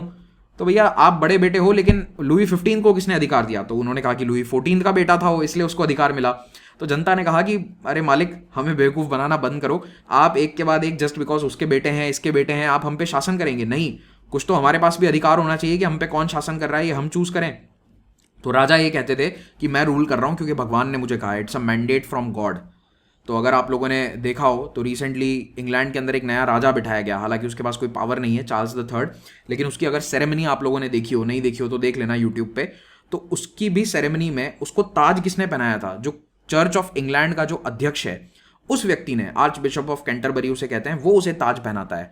कहने का मतलब ये है कि चर्च आज भी ये कहता है, या चर्च का हमेशा से ये कहना है कि राजा को राज करने का अधिकार भगवान के द्वारा दिया गया है, और उन शक्तियों को हम यानी कि चर्च आपके ऊपर रख रहे हैं, आपके सर पर ये ताज पहनाया जा रहा है। तो अभी भी चार्ल्स द थर्ड को crown arch bishop of Canterbury पहनाते हैं। तो कहने का मतलब यह है कि भगवान के द्वारा राजा को राज करने का अधिकार दिया गया, ये बात कहते थे। अब लेकिन ये देखो, आप समझदार हो, रैशनल थिंकर हो, तो आपको भी पता है कि कोई भी ये नहीं बोल सकता है कि भैया मुझे भगवान ने कहा सपने में आकर कि मैं राजा बनूंगा, मैं शासक बनूंगा, तो आप उस पर यकीन कर लोगे। आज नहीं करोगे, लेकिन पहले लोग कर लेते थे। तो सबसे पहले इसी को चैलेंज किया गया, और ये आइडिया लोग न्यूज़पेपर, बुक्स और सलोन डिस्कशन के अंदर काफ़ी डिस्कस करने लगे। अब ये सलोन कौन सा है? ये बाल काटने वाला सलोन नहीं है। उस समय सलोन होते थे जैसे आज के समय कॉफ़ी हाउस होता है, आप जहाँ पर जाकर लोगों से चर्चा कर सकते हो। तो देवर लाइक क्लब्स। शहरों के अंदर ये सलोन कल्चर बहुत बढ़ गया था फ्रांस के अंदर, जहां पर शाम को लोग अपने काम वाम से फ्री होकर आते थे, बैठते थे, चर्चाएं करते थे। कोई नई किताब आई, कोई न्यूज़पेपर आया, कोई मॉन्टेस्क्यू का नया आइडिया आया, उनको यहाँ डिस्कस किया जाता था इन सलोन में। तो ये वो पढ़े लिखे लोग हैं, लॉयर्स हैं, पब्लिक ऑफिशियल्स हैं, अधिकारी लोग हैं, ये आकर इन नए आइडियाज़ पर चर्चा करते थे, विचार विमर्श करते थे, और ये आइडियाज़ इसी तरह से फैलते गए। सो देवर लाइक डिस्कशन फोरम। आजकल लोग ये सब काम करते हैं ऑनलाइन, ट्विटर के ऊपर एक दूसरे से बहस करेंगे, फेसबुक पे करेंगे, तब ये काम आमने सामने बैठकर किया जाता था, ठीक है। तो ये सलोन जो है, इनके कारण ये आइडियाज़ बहुत तेज़ी से फैलते हैं। तो ये सलोन कल्चर काफ़ी पॉपुलर हो जाता है फ्रांस में, धीरे धीरे इंग्लैंड में भी ये काफ़ी पॉपुलर हो गया। अब आते हैं हम फ्रेंच रेवोल्यूशन के टाइमलाइन पर कि कौन कौन सी मुख्य घटनाएं हुई है। तो इसको आप चाहो तो एक बार अलग से स्क्रीनशॉट कर लो, क्योंकि ये बार बार आपको देखना पड़ेगा। वैसे मैं भी आपको दिखा दूंगा, पर आप भी इसको अपने दिमाग में रखिए। तो फ्रेंच रेवोल्यूशन के अंदर बहुत सारे पड़ाव हैं। पहला इंपॉर्टेंट पड़ाव 1789 1789 में एस्टेट जनरल की स्थापना या उसे बुलाया जाता है और एस्टेट जनरल की मीटिंग होती है। फिर 2 साल नेशनल असेंबली का शासन चलता है। फिर उसके बाद आती है लेजिस्लेटिव असेंबली। फिर आएगा नेशनल कन्वेंशन जिसको रेन ऑफ टेरर भी कहते हैं 92 से 95 के बीच में। फिर 1795 में आएगा डायरेक्टरी रूल। फिर उसके बाद 1799 में नेपोलियन के द्वारा डायरेक्टरी रूल को हटाकर खुद के हाथ में सत्ता ले ली जाएगी। तो ये 10 साल का टाइम पीरियड है जिसमें कुछ मुख्य फेजेस मैं आपको बता रहा हूं। तो पहला फेज है ये वाला जिसमें स्टेट जनरल की स्थापना होगी और नेशनल असेंबली के द्वारा शासन किया जाएगा। दूसरा है लेजिस्लेटिव असेंबली। तीसरा है नेशनल कन्वेंशन का रूल जिसमें एक आदमी आएगा जो आतंक का शासन चलाएगा, रेन ऑफ टेरर। अगर किसी को उसका नाम पता हो तो अभी कमेंट में लिख देना, नहीं तो बाद में उसका नाम आ ही जाएगा। तो ये तीसरा फेज है। चौथा फेज है डायरेक्टरी रूल। इसके बारे में हमें बहुत डिटेल पढ़ने की आवश्यकता नहीं है, ये बड़ा सिंपल सा है। इन 3 के बारे में काफी डिटेल सवाल पूछे जाते हैं। और 5वां और आखिरी फेज है कि नेपोलियन के द्वारा तख्ता पलट करना, और उसके बाद नेपोलियन शासन करेगा अगले 16 साल तक। तो ये फ्रांस की कहानी है, ठीक है। 1816 तक नेपोलियन का शासन रहा था, 1815 तक। फिर 16 के बाद वहां पर फिर से एक नया शासन स्थापित कर दिया जाता है। अब आते हैं हम फिर से 1788 और 89 के साल पर। याद रखो टैक्स बढ़ाने की आवश्यकता है। लुई 16 लगातार कोशिश कर रहा है कि मैं टैक्स बढ़ा दूं, लेकिन ये टैक्स बढ़ाने का अधिकार धीरे धीरे राजा के हाथ से छीन लिया गया था। कैसे? मैंने आपको बताया था कि ये निरंकुश थे, लेकिन कुछ अंकुश इन पर लगा दिए गए थे over a period of time. उसमें मेन यही था कि राजा टैक्स बढ़ाने से पहले पार्लियामेंट जैसी एक बॉडी से चर्चा करेगा। अब ये आज की पार्लियामेंट की तरह डेमोक्रेटिक नहीं है, याद रखना, लेकिन उसको कहते पार्लियामेंट ही थे। वहां पर इसकी फ्रांस में स्पेलिंग अलग होती थी, इसे पार्लियामेंट ऐसे लिखा जाता था, ई था वहां पे, ए नहीं आता था। लेकिन फ्रांस में भी कुछ ऐसी बॉडीज बनी हुई थी जो अलग अलग एरियाज में है। जैसे आज हमारे यहाँ राज्यों के अंदर विधानसभा होती है, आप कुछ कुछ उसे वैसा कह सकते हो कि हर प्रांत के अंदर एक संस्था होती थी, छोटी सी बॉडी होती थी, और उससे विचार विमर्श करके राजा फिर टैक्स बढ़ा सकता है। और वो बॉडी के लिए क्या चुनाव होते थे? नहीं, कोई डेमोक्रेटिक चुनाव नहीं है, लेकिन हाँ कुछ कुछ लोग मिलकर उसके अंदर अपने नुमाइंदे भेज देते हैं और उनसे आप डिस्कशन करने के बाद ही ये टैक्स बढ़ा सकते हो, ठीक है। तो उन्हें पार्लियामेंट भी कहा जाता था। तो होता यह है कि वो पार्लियामेंट्स मान नहीं रही थी टैक्स बढ़ाने के लिए, क्योंकि उनके अंदर पढ़े लिखे लोग आ गए थे, लॉयर्स आ गए थे, कुछ कुछ ऐसे लोग आ गए थे जो अब एनलाइटेंड हैं because of all these ideas of European thinkers, rational thinkers. वो एनलाइटेंड लोग इन पार्लियामेंट्स के अंदर लुई 16 को मना कर रहे थे कि भैया तुम टैक्स नहीं बढ़ाओगे, क्योंकि आम जनता मारी जा रही है टैक्सेस में।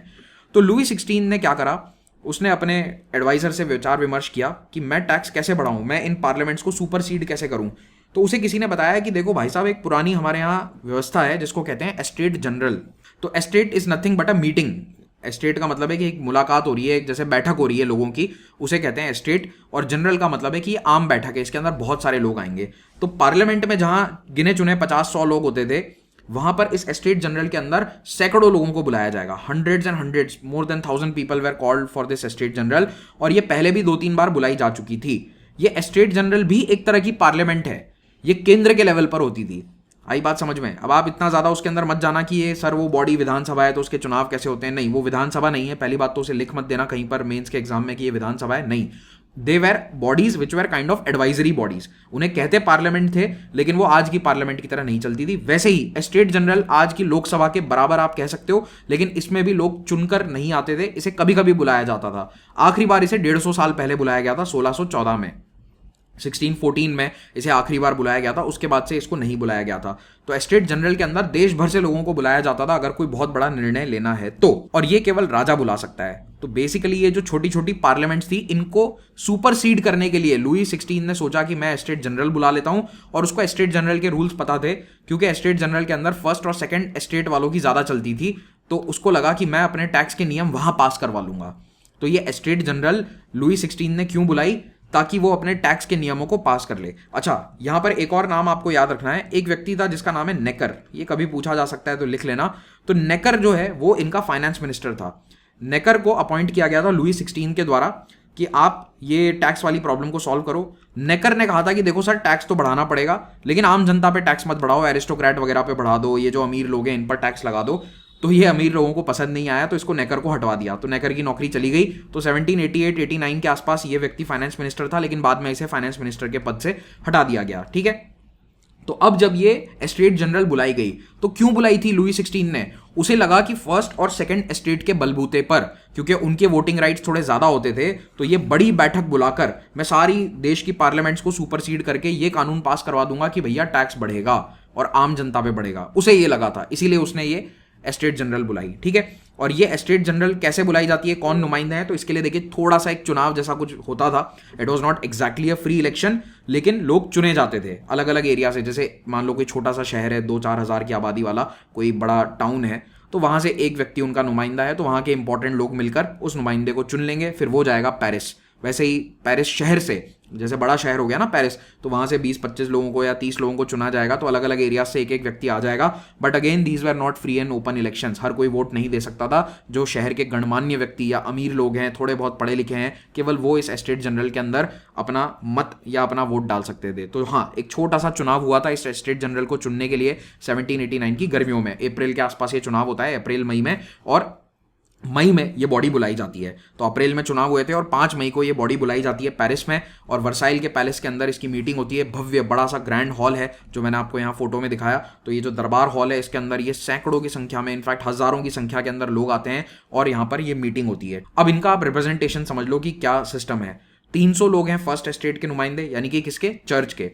300 लोगों को चर्च ने चुनकर भेजा था इस बॉडी के अंदर। इसीलिए मैं कह रहा हूं ये बार बार कि ओपन इलेक्शन नहीं है, लोकसभा जैसी बॉडी है, लेकिन एग्जैक्टली लोकसभा जैसी नहीं चुनकर आती है। फिर 300 लोग आए हैं सेकंड स्टेट यानी एरिस्टोक्रेट्स के, तो इन लोगों की संख्या कितनी हो गई, 600, और इतने ही लोग थर्ड स्टेट से चुने गए हैं।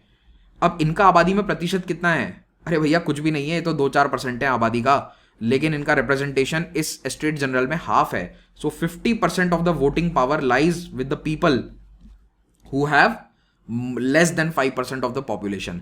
5% आबादी देश की, ऑलमोस्ट 50% स्टेट जनरल में है। और वोटिंग, और आपको बता देता हूं, वोटिंग भी अलग तरीके से है।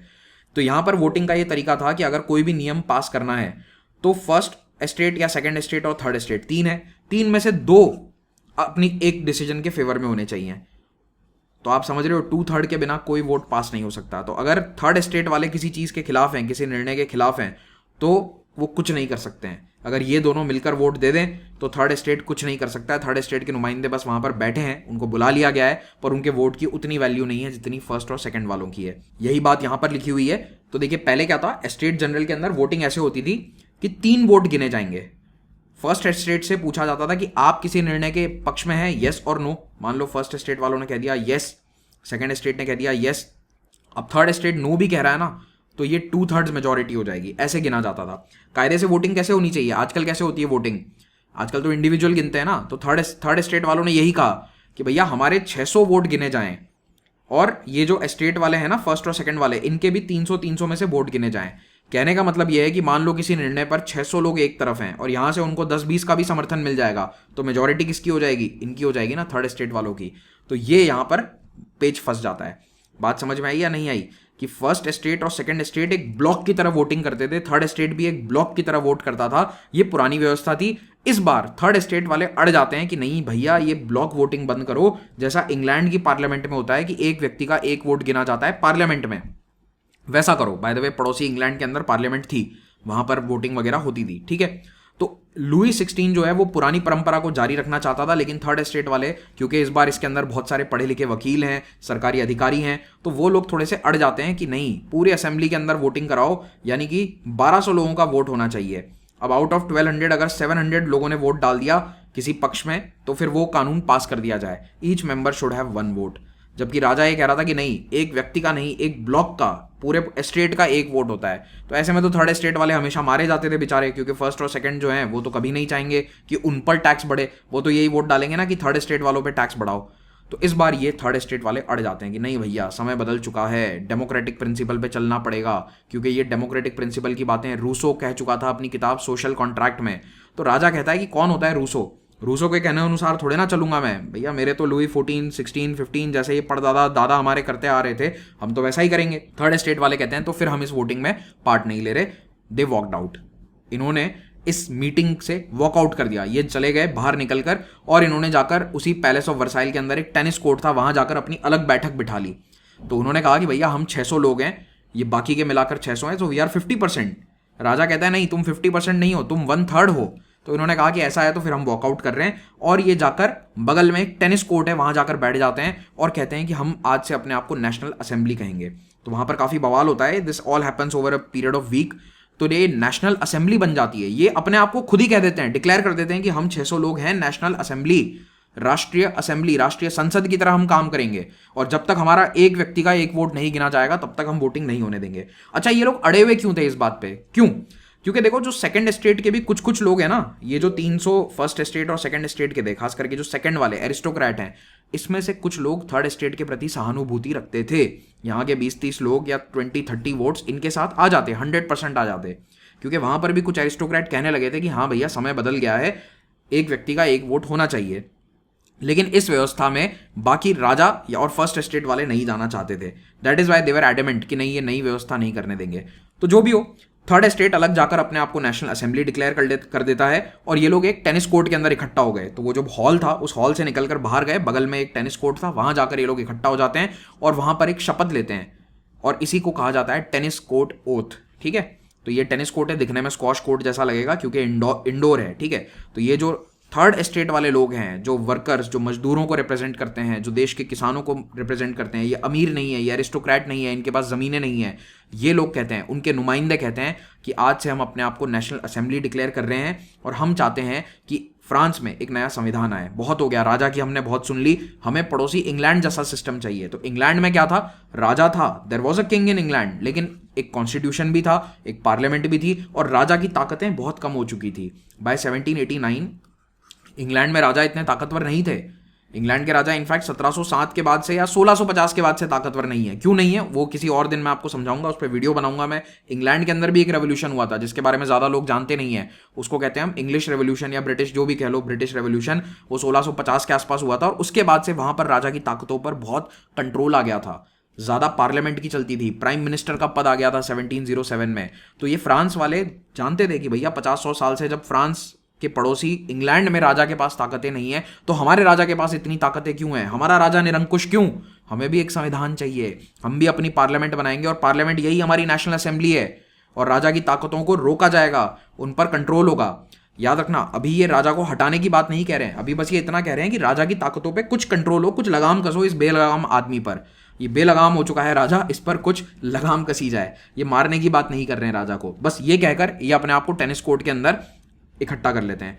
लुई 16 जो है इनसे इतना नाराज हो जाता है, ये अपने सैनिकों को ऑर्डर करता है कि इनको बंद कर दो, टेनिस कोर्ट के दरवाजे बंद कर दो। तो ये सब बेचारे यहीं फंस गए। लेकिन ये बात बाहर आम जनता तक, पेरिस की सड़कों तक पहुंच चुकी थी, और पेरिस की जनता जो है वो प्रदर्शन करने आ जाती है। पेरिस की जनता कहती है कि हम राजा के खिलाफ प्रदर्शन करेंगे क्योंकि हमारे नुमाइंदों को वहां पर राजा ने अंदर बंद कर रखा है। तो नेशनल असेंबली जो है वो कह रही है कि भैया एक कॉन्स्टिट्यूशन बनाया जाए, संविधान बनाया जाए, और उसी समय फ्रांस की सड़कों में, पूरे सारे शहरों के अंदर एक बवाल शुरू हो जाता है, एक बहुत बड़ा प्रदर्शन शुरू हो जाता है। और उसके पीछे कई कारण थे। एक तो मैंने आपको बता दिया कि 88-89 वाली सर्दी बहुत ही हार्श थी, उस समय क्रॉप फेलियर हो गया था, खाने पीने की वस्तुएं ऑलरेडी महंगी थी, तो लोग भूखे थे, लोग भुखमरी से मर रहे थे। और ऐसी सिचुएशन में ये अचानक टैक्स बढ़ाने की बात हो गई। राजा कह रहा है कि हम तो थर्ड स्टेट की सुनेंगे नहीं, तो लोगों का गुस्सा फूट पड़ा। और ये समर 1789 यानी कि जो गर्मियों का समय है, मई जून का, इस समय फ्रांस की सड़कों पर बड़े प्रदर्शन होते हैं। ऊपर से खाने पीने की वस्तुएं महंगी हो गई, कई सारे बेकर जो हैं वो होर्डिंग करते थे, तो लोगों ने जाकर उनकी दुकानें लूटनी शुरू कर दी, बेकरीज के ऊपर हमला कर दिया गया, महिलाओं ने दुकानों के ऊपर हमला कर दिया क्योंकि महिला की जिम्मेदारी थी खाना बनाना। तो फ्रांस के अंदर स्थिति काफ़ी खराब थी, लोग सड़कों पर थे, लोग भूखे थे, ऊपर से उन्हें पॉलिटिकल अधिकार नहीं दिए जा रहे हैं।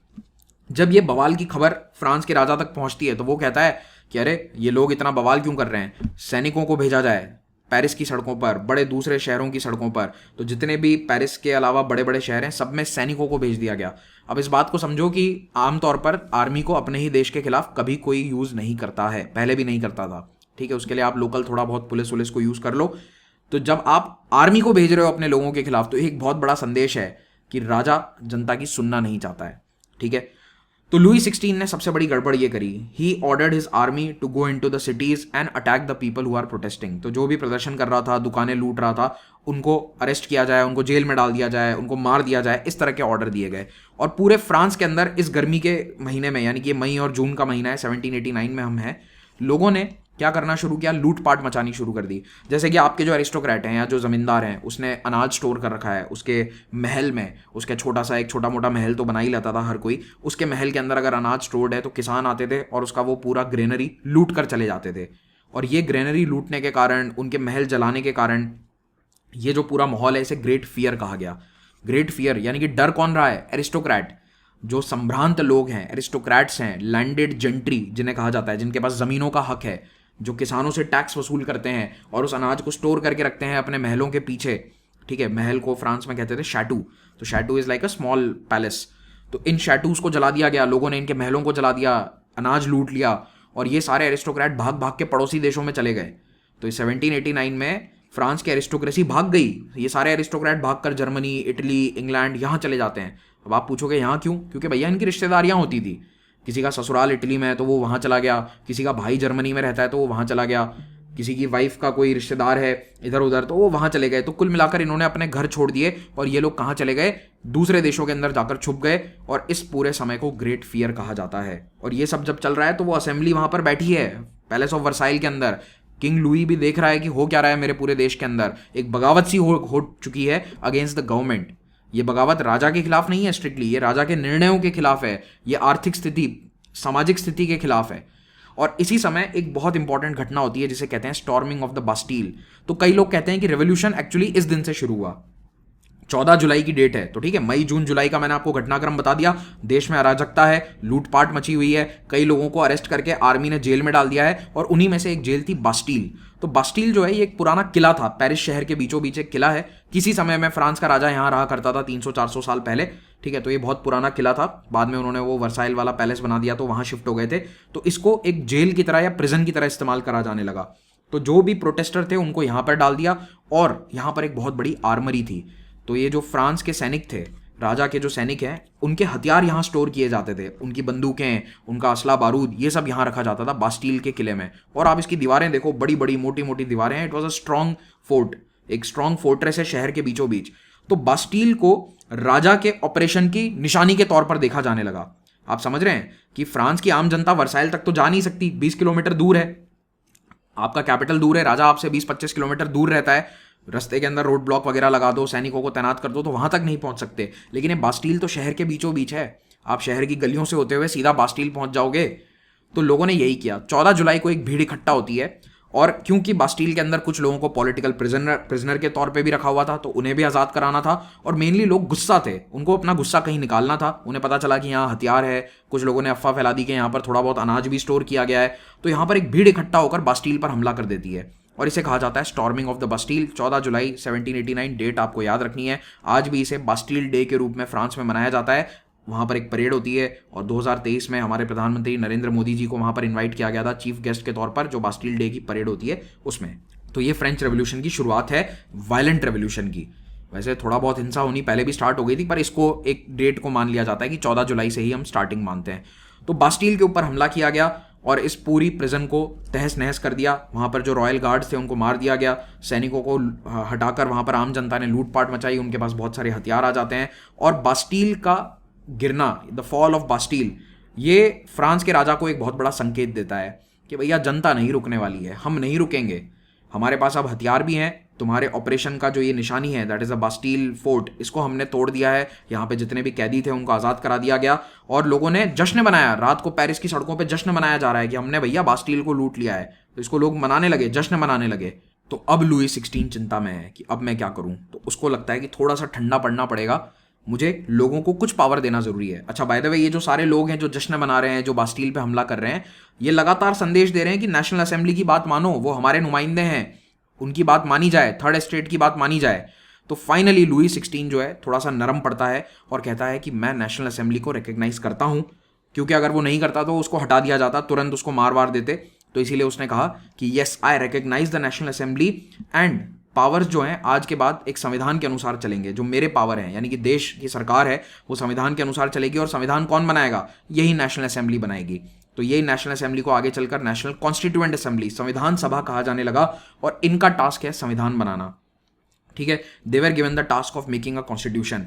तो ये नेशनल असेंबली जो 1789 में स्थापित हुई थी from the third state, from the representatives of the third state, 600 लोग, वही अब कानून बनाएंगे, वही देश का संविधान बनाएंगे। हालांकि इन लोगों ने उनको भी शामिल कर लिया, फर्स्ट और सेकंड स्टेट के भी कुछ लोगों को इसमें बाद में शामिल कर लिया गया। तो ये सब कब होता है? 4 अगस्त के दिन। तो 4 अगस्त 1789 असेंबली ने एक डिक्री पास करी कि सबसे पहले तो ये फ्यूडल सिस्टम खत्म करो, ये जो ज़मीनें जो हैं ये एरिस्टोक्रेट्स के पास है, ये सिस्टम खत्म किया जाए, कोई पुराने टैक्स नहीं लिए जाएंगे, हम तय करेंगे कि नए टैक्स कितने होंगे, जस्टिफाइड टैक्सेस लेंगे। ओके। क्लर्जी यानी कि जो चर्च के सदस्य हैं उनको जितने भी अधिकार या प्रिविलेजेस दिए गए हैं ज़मीन वगैरह के, वो सारे हटा दिए जाएंगे। टीथ 1/10 टैक्स जो चर्च के द्वारा लिया जाता था ये खत्म। चर्च की जितनी भी ज़मीनें हैं वो सारी सरकार की ज़मीनें होंगी, चर्च की ज़मीनें कॉन्फिस्केट कर ली गई। इसके कारण पोप बहुत नाराज़ हो गया, पोप इन रेवोल्यूशन वालों से बहुत नाराज़ हो गए, क्योंकि pope was the leader, religious leader of the entire Roman Catholic world, और फ्रांस मोस्टली रोमन कैथलिक था। पोप बैठते थे रोम में, उन्होंने कहा कि आप ऐसे कैसे चर्च की ज़मीनें ले सकते हो, ये तो हमारे पास 200, 500, 600 सालों से हैं, पुराने राजाओं ने दिए, तुम कौन होते हो हमें ज़मीन से बेदखल करने वाले। लेकिन नेशनल असेंबली ने कहा कि जी नहीं, हम जो हैं अब देश का संविधान बनाने वाले हैं, हमारे अनुसार देश चलेगा, तो चर्च की ज़मीनें सारी हटाई जाएंगी। और क्लर्जी जो है उसके अधिकारियों को भी कम कर दिया। इन्हें कहा कि आपको 1 लाख लोगों की ज़रूरत ही नहीं है, इतने लोग चाहिए ही नहीं, 30,000 लोगों से काम चल जाएगा। So just have 30,000 people in the church, इन्हीं का खर्चा पानी हम आपको देंगे। खर्चा तो दिया जा रहा था इनको, बेसिक सस्टेनेंस का अमाउंट तो फिर भी दिया जा रहा था, लेकिन आपको केवल 1/3 का दिया जाएगा। और बाकी सब जो हैं आपके, जो बाकी के 60-65,000 लोग हैं, उनको बना दो सरकारी अधिकारी, उनको काम पे लगाओ, मेक देम सिविल ऑफिसर्स। तो उनको सिविल सेवा के अंदर ले लिया गया। इस बात से पोप काफ़ी नाराज़ हो गए, और आने वाले 10 सालों तक पोप या जितने भी रोमन कैथलिक राजा हैं वो इस रेवोल्यूशन के खिलाफ दूसरे लोगों को सपोर्ट करेंगे। अब आ जाते हैं नेशनल असेंबली पर। तो देखिए नेशनल असेंबली कैसे बनी आपको पता चल गया।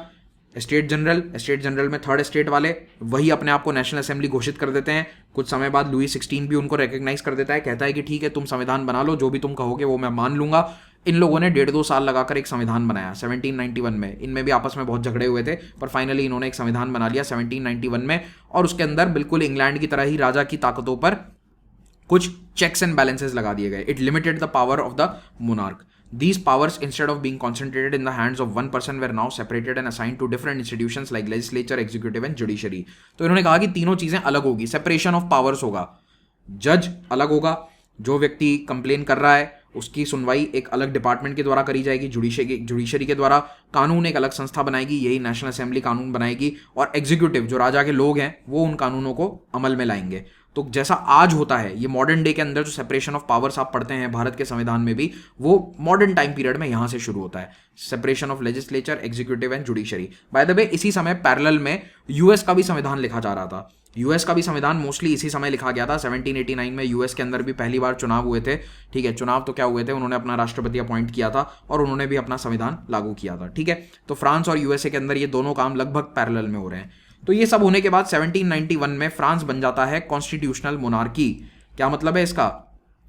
एब्सोल्यूट मोनार्की का मतलब है कि राजा पर कोई अंकुश नहीं है, निरंकुश तानाशाही, जो राजा चाहेगा वैसा होगा। मेरा वचन ही है शासन, है ना। कौन सी फिल्म के अंदर किस कैरेक्टर ने डायलॉग कहा था? शिवगामी देवी कहती है ना कि मेरा वचन ही है शासन। तो पहले वही व्यवस्था थी कि भैया मेरा वचन ही है शासन। अब मैं ठीक कह रहा हूं तो ठीक है, अगर राजा अच्छा है तो वचन अच्छा होगा, लेकिन अगर राजा बुरा निकल गया, राजा थोड़ा सा वैसा निकल गया बल्लाल देव जैसा, तो क्या करोगे? उसका भी वचन ही शासन चलेगा। भाई जरूरी नहीं है ना कि सारे राजा आपको बाहुबली टाइप मिले हैं, कुछ बल्लाल देव भी मिल सकते हैं, सारे शिवगामी या बाहुबली टाइप नहीं मिलने वाले हैं। तो कहने का मतलब है कि एब्सोल्यूट मोनार्की एक लॉटरी थी कि आपका राजा अच्छा है या बुरा है, ये एक तरह का फ्लिप ऑफ द कॉइन है। अगर हेड और टेल होता है ना, 50-50 चांस है कि राजा अच्छा आएगा या बुरा आएगा। ऐसा नहीं होना चाहिए ना, राजा की शक्तियां कुछ कंट्रोल में होनी चाहिए। तो अब इंग्लैंड की तरह यहां पर भी कॉन्स्टिट्यूशनल मोनार्की आ गई, यानी कि राजा तो रहेगा, मोनार्की का मतलब होता है राजशाही। तो राजशाही तो है, लेकिन राजशाही संविधान के अनुसार चलेगी। तो इस नेशनल असेंबली ने जब संविधान बनाया तो एक कॉम्प्लेक्स व्यवस्था बनाई शासन की। अब क्या यहां पर ऐसी व्यवस्था है कि सभी को वोट देने का अधिकार है? जी नहीं, अभी भी सबको वोट देने का अधिकार नहीं है। इनमें लगभग 4 मिलियन यानी कि 40 लोगों को वोट देने का अधिकार था। आबादी है लगभग 2,80,00,000, 28 मिलियन। वोट देने का अधिकार कितने लोगों को है? केवल 4 मिलियन को। इन्हें कहा जाने लगा एक्टिव सिटीजन। ये उनका टर्म था, अभी का नहीं है। उस समय शब्द इस्तेमाल हुआ कि एक्टिव सिटीजन है जो वोट दे सकते हैं। कौन दे सकता है? जिसके पास प्रॉपर्टी है, थोड़ा बहुत पढ़ा लिखा है। इस तरह के उन्होंने कुछ रूल्स एंड रेगुलेशन बनाए। तो ये 40 लाख लोग वोट देकर 50,000 लोगों को चुनेंगे, इनको इलेक्टर कहा गया। और इन 50,000 लोगों के द्वारा 750 सदस्यों की नेशनल असेंबली भविष्य में चुनी जाएगी। तो ये इलेक्शन भी हुए थे 1791 के अंदर, फिर से इलेक्शन होते हैं, ठीक है। तो ये व्यवस्था बनाई गई और इस नेशनल असेंबली यानी कि एक तरह की उनकी मॉडर्न डे पार्लियामेंट हो गई। उस पार्लियामेंट के अनुसार राजा काम करेगा और मंत्री काम करेंगे। तो ये मंत्री, राजा, ये सब असेंबली के अधीन रहेंगे। और असेंबली को कौन चुन रहा है? ये 50,000 इलेक्टर। इन 50,000 इलेक्टर को कौन चुन रहा है? 40 लाख लोग। आबादी है 2,80,00,000। वोट देने का अधिकार केवल 40 लाख लोगों के पास। कई लोगों को वोट देने का कोई अधिकार नहीं है, उन्हें पैसिव सिटीजन कहा गया। तो महिलाओं को बोला कि महिलाओं को तो वोट देना ही नहीं है, ठीक है, महिलाओं को क्या वोट देना है। ये उनकी सोच थी जिन्होंने क्रांति करी थी। बच्चों को कोई वोट नहीं है, 25 साल से कम उम्र का है उसका कोई वोट नहीं है। तो कई तरह के लोगों के पास कोई वोटिंग अधिकार नहीं था। They are called as passive citizen. हाँ, उनकी बात सुन लेंगे, छोटी मोटी मीटिंग के अंदर आप आ जाओ, बात अपनी कह दो, लेकिन आपको वोट देने का कोई अधिकार नहीं है। तो ये 1791 का इनका सिस्टम है। तो क्या आप इसे फुल ब्लोन डेमोक्रेसी कहोगे? नहीं। आज की तरह यूनिवर्सल वोटिंग राइट्स नहीं थे। आज देश में ज़्यादातर डेमोक्रेटिक कंट्रीज में यूनिवर्सल वोटिंग राइट होता है, यानी कि जो 18 या 20 साल की उम्र से बड़े लोग होते हैं सभी को वोट देने का अधिकार है। कोई रिस्ट्रिक्शन नहीं है कि आप चाहे अमीर हो, गरीब हो, जॉब है नहीं है, पढ़े लिखे हो नहीं हो, ये सब क्वालिफिकेशन नहीं चाहिए। पहले ऐसा नहीं था। 200 सालों में डेमोक्रेसीज काफ़ी इवॉल्व हुई हैं। अमेरिका में भी आपको बता दूं कि ऐसा ही सिस्टम था। यूएस में भी शुरुआत में वोट देने का अधिकार सभी को नहीं था। धीरे धीरे वोट देने का अधिकार बढ़ाया जाता है और ज़्यादा लोगों को दिया जाता है। और यूएस में तो ब्लैक्स यानी कि अफ्रीकन अमेरिकन को तो 1962 तक वोट देने का अधिकार नहीं था। अभी 61, 62 में जाकर, 63 में जाकर उन्हें वोट देने का पूरा अधिकार मिला है। महिलाओं को वोट देने का अधिकार ज़्यादातर यूरोपियन देशों में 1920 तक नहीं था। After 1920 they fought for that voting rights. महिलाओं ने एक बहुत बड़ा आंदोलन किया जिसे सफरेज कहा जाता है, फिर उन्हें वोटिंग के अधिकार दिए। दुनिया में भारत एकमात्र ऐसा देश है जिसने आज़ाद होते ही सभी को वोट देने का अधिकार दे दिया। अंग्रेज़ों के समय भी चुनाव होते थे, लेकिन उस समय भी बहुत लिमिटेड लोगों को, कुछ चंद लाख लोगों को वोट देने का अधिकार था। 1937 में हमारे देश में इलेक्शंस हुए थे। आप लोगों को मैं पढ़ा दूंगा मॉडर्न हिस्ट्री, उसके अंदर ये आ जाएगा, ठीक है। चलो, अब इन्होंने एक declaration of the rights of man end of the citizen जारी किया। तो ये क्या है? जैसे हमारे संविधान के अंदर आपने पढ़ा है कि फंडामेंटल राइट्स होती हैं, तो ये कुछ कुछ वैसा ही है। तो declaration of the rights of man end of the citizen क्या है? ये एक पूरा स्टेटमेंट है, उसके अंदर एक प्रियम्बल था, कुछ अधिकार थे, आर्टिकल 1, 2, 3 यहाँ पर आप देख सकते हो, ये सारे आर्टिकल्स हैं। ये बेसिकली फंडामेंटल राइट्स दी जा रही थी। तो इसके अंदर ये कहा गया कि आइडियाज़ ऑफ एनलाइटनमेंट जो है उनको हम देश के अंदर लागू करेंगे। तो इसमें ह्यूमन राइट्स, सिविल राइट्स की बात करी गई, लिबर्टी की बात करी गई। और ये दुनिया के सबसे इंपॉर्टेंट डॉक्यूमेंट्स में से एक माना जाता है। दुनिया के ज़्यादातर संविधान आज भी इसको एक आदर्श के तौर पर मानकर इसी से अपने शुरुआती आर्टिकल्स लेते हैं। हमने भी लिए हैं, भारत ने भी लिए हैं, ठीक है। तो जैसे मैग्ना कार्टा या यूएस बिल ऑफ राइट्स के साथ साथ इसका भी नाम लिया जाता है। अब ये संविधान आने से पहले एक दो और छोटी मोटी घटनाएं हैं जिनके बारे में कभी सवाल पूछ लेते हैं। तो याद रखिए कि 1789 में जब खाने पीने की बहुत प्रॉब्लम थी, फूड शॉर्टेजेस थी, उस समय पेरिस के लोगों ने एक बार पैलेस ऑफ वर्साइल पे भी हमला कर दिया था। तो उसे कहा जाता है विमेन मार्च। तो महिलाओं को ये बताया गया कि खाना खत्म हो चुका है शहर में, लेकिन पैलेस ऑफ वर्साइल में बहुत सारा खाना है, वहाँ कोई पार्टी चल रही है। तो 7,000 महिलाएं इकट्ठी होती हैं और पैलेस ऑफ वर्साइल के ऊपर हमला कर देती हैं। तो वो ऐसे पिच फॉर्क या जो भी छोटा मोटा उनको हथियार मिला वो लेकर पहुंच गई और उन्होंने वर्साइल पैलेस के ऊपर धावा बोल दिया। महिलाएं थी तो आर्मी के ऑफिसर्स या गार्ड्स कुछ कर नहीं पाए, वो लोग अंदर घुस जाते हैं और राजा और रानी को जाकर फोर्स करते हैं कि तुम यहाँ पर वर्साइल में शानो शौकत में रहना बंद करो, हमारे साथ चलकर पेरिस के अंदर रहो। तो पेरिस में भी उनका एक महल तो था छोटा मोटा जहाँ पहले रहा करते थे वर्साइल से, आप उसमें शिफ्ट हो जाओ। फिर से आप ये दूर दराज शिफ्ट हो गए हो ना, तो हमसे आप दूर हो गए हो। You should live with us, हमारे साथ रहो, हमारे बीच में रहो, हमारी मुसीबतें देखो समझो। तो ये ज़बरदस्ती राजा और रानी को लेकर पेरिस के बीच में आ जाते हैं। अब ये क्या था? बंधक बना लिया इन्होंने एक तरह से राजा रानी को। पैलेस ऑफ वर्साइल क्या है? एक दूर दराज का इलाका है, कभी राजा को भागना है तो भाग भी सकता है, लेकिन अब जब वो पेरिस के बीचों बीच रह रहा है तो वो कहीं भाग भी नहीं सकता। ही सराउंडेड बाय पीपल। तो रॉयल फैमिली 1789 अक्टूबर के महीने में पेरिस शिफ्ट हो जाती है। ये भी एक कारण था कि उसको नेशनल असेंबली को ओके करना पड़ा, क्योंकि वो लोगों से घिरा हुआ है। फिर 1790 में जब ये कॉन्स्टिट्यूशन बन रहा था तो कई सारे पॉलिटिकल ग्रुप्स और पार्टीज बनना इमर्ज होती हैं, क्योंकि इनके अंदर भी देखो लोगों की विचारधाराएं अलग अलग थी। कुछ ऐसे लोग थे जो ये चाहते थे, वकील या लॉयर्स, वो कह रहे थे कि ज़्यादा किसानों को ताकत नहीं देनी है। इस नए संविधान के अंदर भी ज़्यादा पावर किसके पास रहनी चाहिए? हम पढ़े लिखे लोगों के पास, मिडिल क्लास के पास। लेकिन कुछ लोग हैं जो कहते थे कि नहीं, किसान और मजदूर को ज़्यादा पावर्स होने चाहिए। तो इस तरह से इनके क्लब्स बनने लग गए, तो पार्टीज़ या क्लब्स बनने लगे और इनकी अलग अलग विचारधाराएं थी। तो इसमें जो दो सबसे बड़े गुट हैं उनमें से एक का नाम है जैकोबिन। तो जैकोबिन जो है ये रेडिकल रेवोल्यूशनरीज थे। इसमें मेनली पेरिस के लोग थे जो ये सड़कों पर उतरकर क्रांति या हिंसा कर रहे थे, तो ये जैकोबिन कहने लगे अपने आप को। और दूसरे थे जिरोंडिन। तो ये जिरोंड नाम का एक इलाका है फ्रांस में, वहाँ से आया करते थे। ये थे थोड़े से लिबरल। तो ये दो बड़ी पार्टीज के रूप में उभर गए। अभी भी देखो कई लोग ऐसे हैं जो कह रहे हैं कि नहीं, राजा की पावर रहनी चाहिए, हम तो राजा को अभी भी बहुत बड़ा आदमी मानते हैं। तो ऐसे भी लोग थे, तो ऐसे भी कुछ गुट बन गए। तो इनके बीच में कुछ समस्याएं आने लग गई थी जो आगे काफ़ी बड़ी हो जाएंगी। ठीक है, तो जैकोबिन जो पार्टी है वो पेरिस के आम जनता के लोगों से बनी थी, उसमें मजदूर वर्ग के ज़्यादा लोग थे, और ये मजदूर वर्ग के लोग चाहते थे कि ज़्यादा पावर जो है वो हमारे पास आए।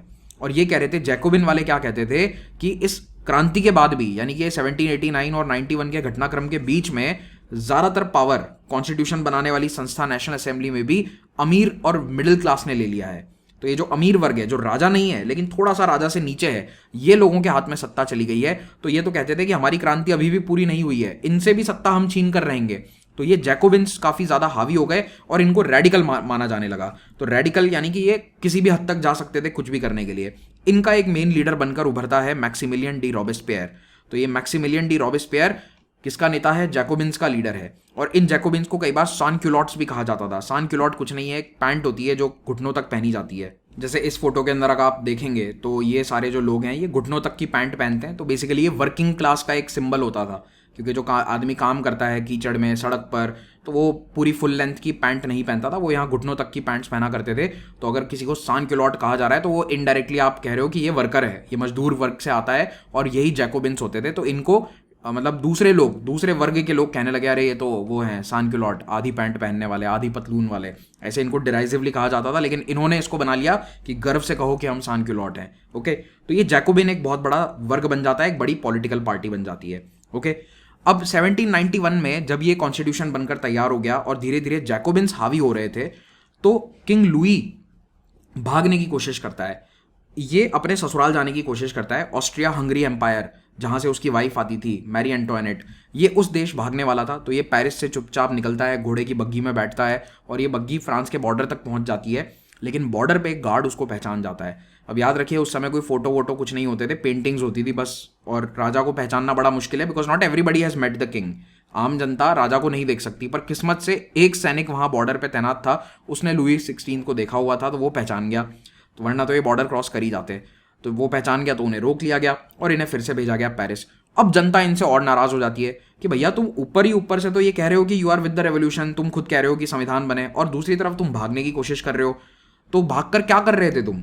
तो बात ये थी कि वो भागकर ऑस्ट्रिया जा रहा था, एंड ऐसी न्यूज़ थी कि he is trying to get the army. ये ऑस्ट्रिया की आर्मी की मदद से फ्रांस पर, अपने ही देश पर हमला करना चाहता है, और इन लोगों को, नेशनल असेंबली वालों को, सबको हराकर जेल में डालना चाहता है।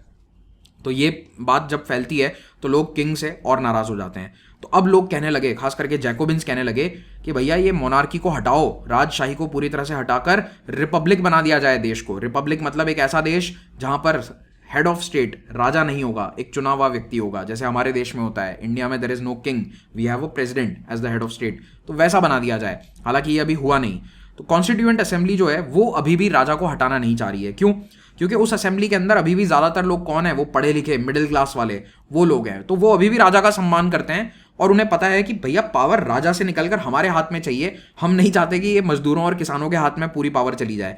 तो ये लोग कॉन्स्टिट्यूशनल मोनार्की रखने के फेवर में है, जैसा ब्रिटेन में है। तो इनकी और जैकोबिन्स की अब बिल्कुल नहीं बनती है। ओके, लेकिन फिर भी आम जनता पेरिस की काफी प्रोटेस्ट करती है, और उनको रोकने के लिए नेशनल गार्ड भेजे जाते हैं एक बार। और ये नेशनल गार्ड यानी कि ये बेसिकली राजा के पर्सनल बॉडीगार्ड है, वो वाली आर्मी की टुकड़ी है, ये आम जनता पर हमला कर देती है, और इसमें कई लोग मारे जाते हैं। इससे तो राजा के खिलाफ और गुस्सा भड़क जाता है। इतना गुस्सा भड़क जाता है कि अब तो लुई 16 अगर पैदल बाहर निकल जाए सड़क पे तो उसे कोई ना कोई मार देगा, ये डर सताने लगता है। 1791 सितंबर में ये लेजिस्लेटिव असेंबली नया संविधान लागू करती है, और बड़ी जद्दोजहद के बाद फाइनली ये डिसाइड किया जाता है कि राजा तो रहेगा, the king will be the head of state. क्यों? क्योंकि मेजॉरिटी ऐसे लोगों की थी जो राजा को अभी भी रखना चाहते थे। दे वांटेड द किंग, कि भाई इसकी पावर कम कर दो लेकिन इसे रखो, चाहे ये इसकी इसका सत्ता में हस्तक्षेप कम रहेगा, लेकिन इसको रखना जरूरी है। तो ये सिस्टम इन्होंने 1 साल तक रखा, बट ये 1 साल के अंदर अंदर फेल हो गया। क्यों? मेनली क्योंकि जैकोबिन्स कुछ और चाहते थे, और ये जो जिरोंडिन्स हैं ये राजा को सपोर्ट करते थे। तो जिरोंडिन्स आते थे पेरिस नहीं बल्कि दूर दराज के रूरल एरिया से, तो वो लोग राजा का अभी भी ज्यादा सम्मान करते हैं। ये पेरिस वाले जैकोबिन तो बिल्कुल नहीं करते थे। तो एक तो ये जिरोंडिन्स और जैकोबिन्स के बीच में लड़ाई शुरू हो जाती है। लड़ाई मतलब वाद विवाद वाली लड़ाई, नॉट द तलवार वाली लड़ाई।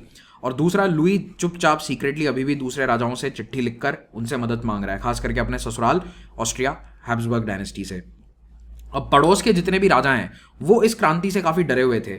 तो जब उन्होंने देखा कि भैया 2 साल के अंदर अंदर विद इन 2 ईयर्स फ्रांस का राजा, जो यूरोप के सबसे ताकतवर राजाओं में से एक था, उसको उसी के लोगों ने इतना कमजोर बना दिया है, बंधक बना दिया है, उसके पास कोई पावर नहीं है, एक संविधान लागू कर दिया गया है। तो ये तो 2 साल के अंदर हो गया। चलो इंग्लैंड में ये प्रोसेस होने में 100 साल लगे थे, थोड़ा ग्रेजुअल प्रोसेस था, यहाँ तो 2 साल में हो गया।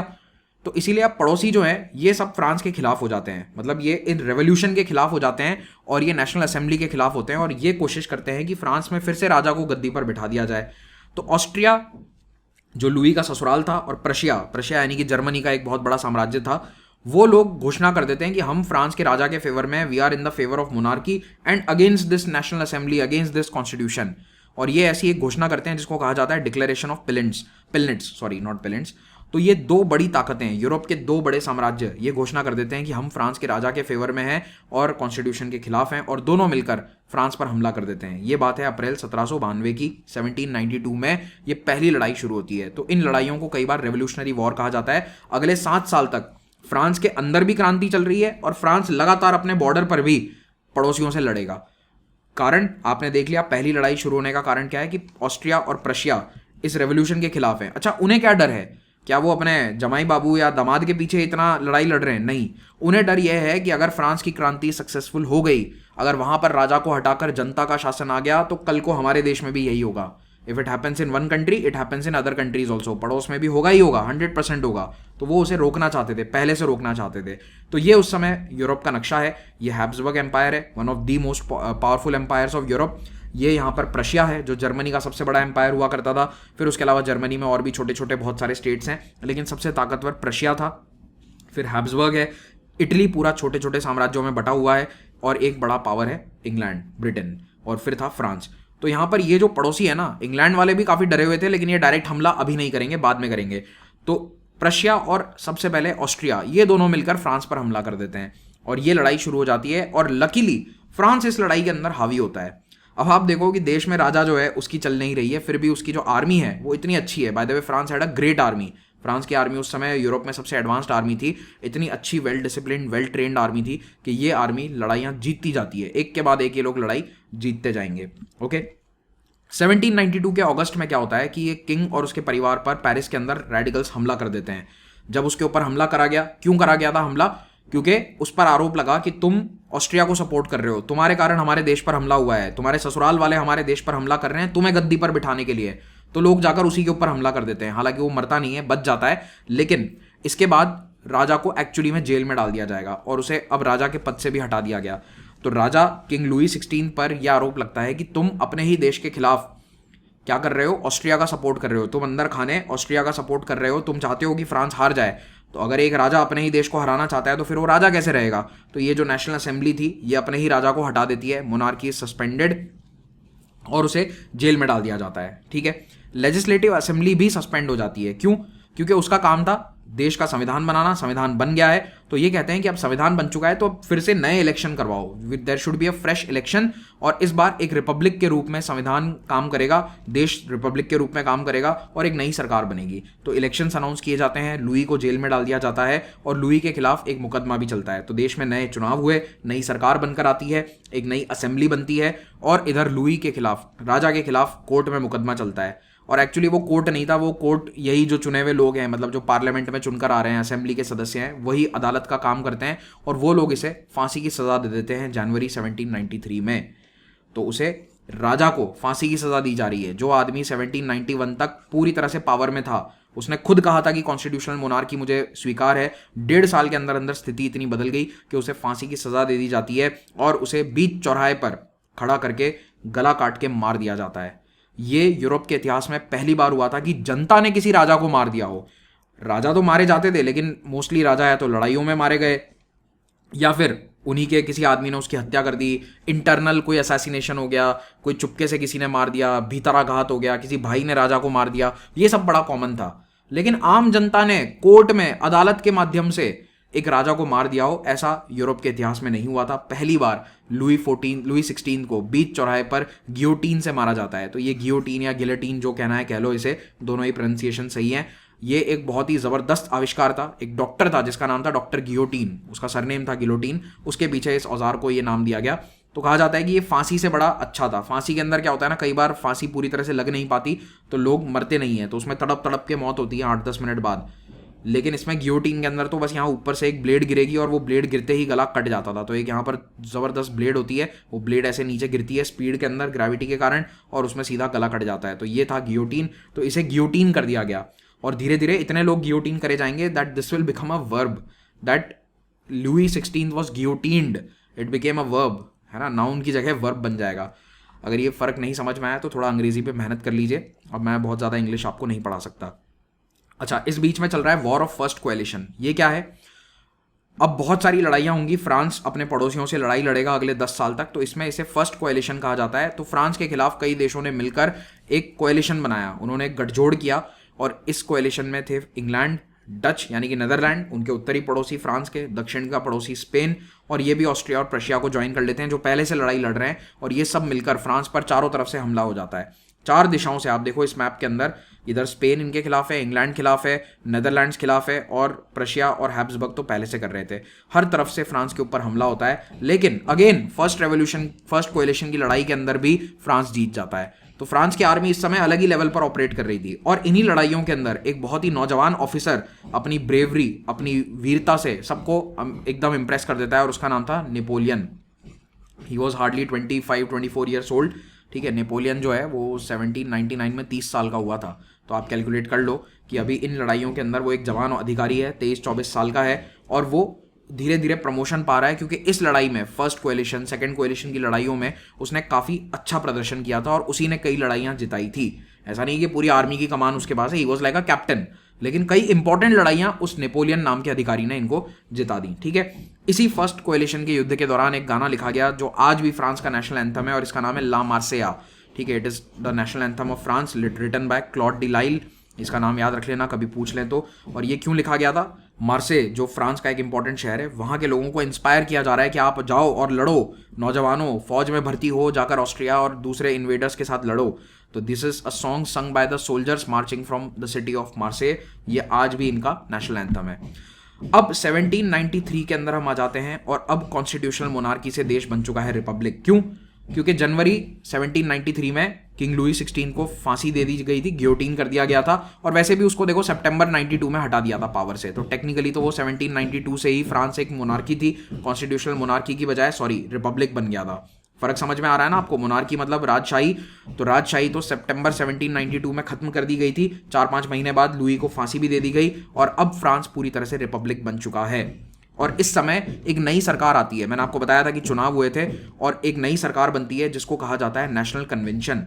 ये नई सरकार क्यों बनती है? बाय द वे, ये तीसरी सरकार है रेवोल्यूशन की। देखो, नेशनल असेंबली को पहली सरकार मान लो, इन्होंने कानून बनाया, संविधान बनाया, तो उसको लेजिस्लेटिव असेंबली नाम दिया गया, इसको सेकंड गवर्नमेंट मान लिया जाता है, और तीसरी सरकार ये वाली हो जाती है नेशनल कन्वेंशन। तो ये भी फ्रेश चुनाव होते हैं, इलेक्शन होते हैं, और इलेक्ट होकर आती है। और वो इलेक्शन के अंदर कितने लोग वोट दे सकते हैं? 40 लाख लोग वोट, वो 50,000 को चुनेंगे, फिर वो आगे 750 लोगों को चुनकर एक नेशनल कन्वेंशन बनाएंगे। तो ये नेशनल कन्वेंशन कुछ नहीं है, एक तरह की पार्लियामेंट है, और अब ये सरकार बन चुकी है। ठीक है, ये सितंबर 1792 में पावर में आते हैं, और अक्टूबर 1795 3 साल इनका शासन रहेगा। तो ये हम कौन से फेज में आ चुके हैं? थर्ड फेज में आ चुके हैं। फ्रेंच रेवोल्यूशन का तीसरा फेज या तीसरी सरकार आ चुकी है, और इसमें काफ़ी सारे नए चेंजेस आते हैं, काफ़ी बदलाव आते हैं। पहला, इन्होंने कहा कि सिर्फ 40 लाख लोग नहीं, बल्कि जो भी 21 से ऊपर का है उसको वोट देने का अधिकार दे दो। तो पहली बार सफ्रेज यानी कि वोट देने के अधिकार को बढ़ाया गया। All the male who are 21 and above, अभी भी महिलाओं को अधिकार नहीं है, लेकिन लड़कों में, पुरुषों में जो 21 से ऊपर की उम्र का है उसे वोट देने का अधिकार होगा। मोनार्की को ऑफिशियली इन्होंने अबॉलिश कर दिया कि कल को लुई 16 का बच्चा जिंदा था, वो ना कह दे कि मैं राजा हूं, तो कोई मोनार्की नहीं होगी, we are a true Republic.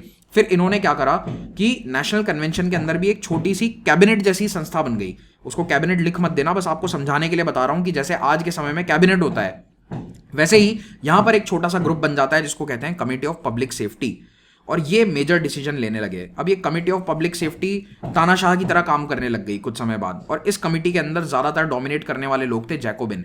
याद रखना कि ये सितंबर 1792 वाले चुनाव में जैकोबिन काफी सीटें जीतकर पहुंच गए थे, और जैकोबिन्स काफी हावी हो गए थे इस नेशनल कन्वेंशन में, तो इसीलिए कई बार इसे जैकोबिन्स की सरकार भी कहा जाता है।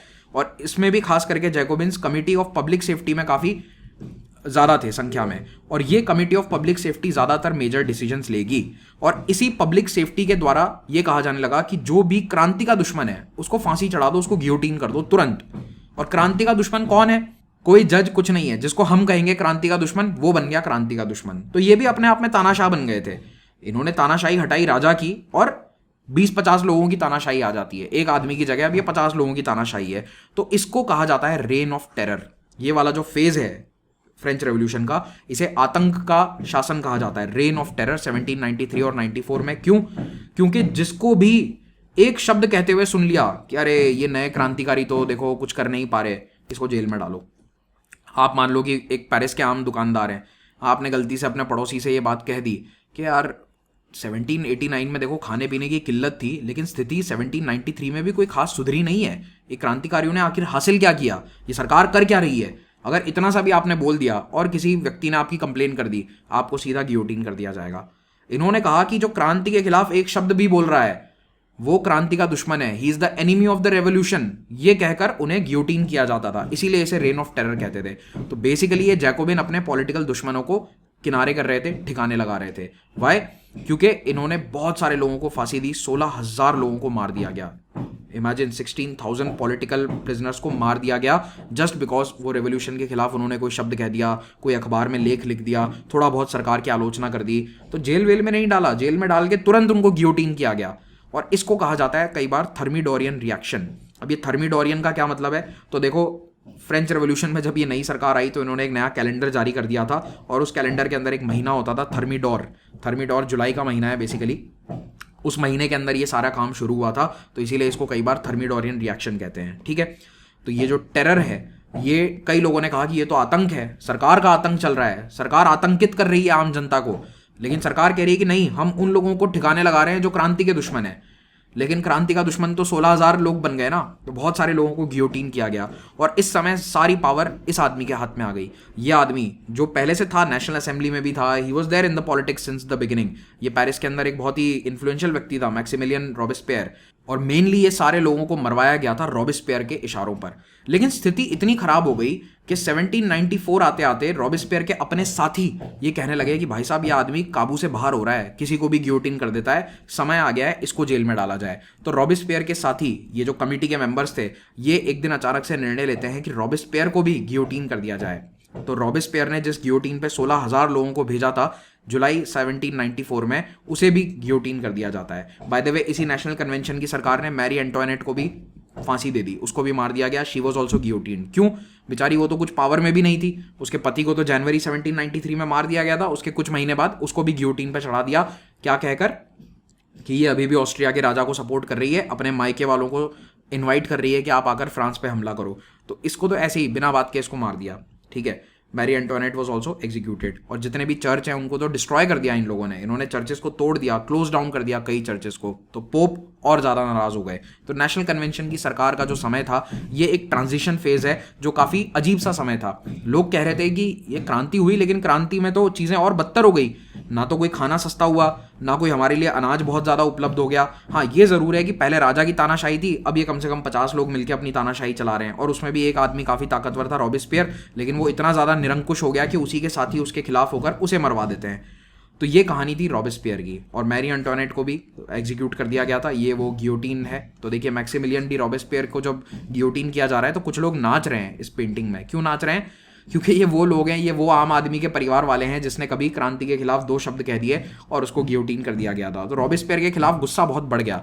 तो ये आदमी 1793 तक तो लोगों का हीरो था, पेरिस की जनता का हीरो था, लेकिन इसने 1 साल में इतने लोगों को मरवा दिया कि 1794 तक लोग इसके मरने का जश्न मनाने लगे। देख लो कितने सारे लोग अपनी टोपी हटाकर उछल उछल कर नाच रहे हैं यहाँ पर। ओके, और ये मैरी एंटोनेट का एग्जीक्यूशन है, तो इसके तो लोग खिलाफ हैं, इसके एग्जीक्यूशन पे भी लोग खुश हैं। कुछ लोग ना देखो दुखी हैं, जैसे ये आदमी यहाँ पर रो रहा है कि मेरी रानी, माई क्वीन हैज़ बीन किल्ड, जबकि इसकी तो कोई गलती नहीं है, ना ये पावर में थी, पर फिर भी। अच्छा, मैरी एंटोनेट और लुई 16 की गियोटिन करने से, उन्हें फांसी चढ़ाने से सारे राजा नाराज हो गए। सब लोगों को लगा कि भैया पहले तो सत्ता जाने का डर था, अब ये फ्रांस की तरह हमारे देश में क्रांति हो गई तो हमारे तो गर्दन काट दी जाएगी, तो इसीलिए इस क्रांति को रोको। तभी ये लोग सब फ्रांस पर हमला करते हैं। बाय द वे, इस नई सरकार ने बहुत सारे अच्छे निर्णय भी लिए थे, जैसे कि इन्होंने स्लेवरी को अबॉलिश कर दिया। तो गुलामी प्रथा को इन्होंने पूरी तरह बंद कर दिया, हालांकि नेपोलियन ने आकर उसको फिर से चालू कर दिया। फिर इन्होंने एक नया कैलेंडर लॉन्च किया। इन्होंने कहा कि ये जो पुराना कैलेंडर है ये चर्च के द्वारा बनाया गया है, चर्च की सत्ता हटानी है, तो हम एक नया कैलेंडर लॉन्च करते हैं।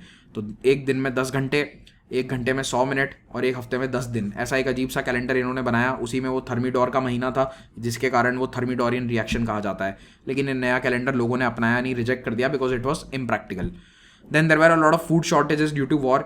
लगातार लड़ाइयों के कारण खाने पीने की बड़ी किल्लत थी, प्राइसेस रेगुलेट करी जा रही थी सरकार के द्वारा।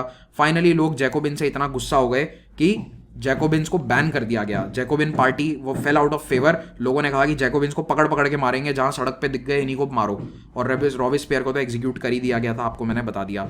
तो इस तरह से जैकोबिन्स जो हैं ये भी सत्ता से बाहर हो जाते हैं। 1795 आते आते लोग कहते हैं कि एक और नई व्यवस्था चाहिए हमें, we need a new rule.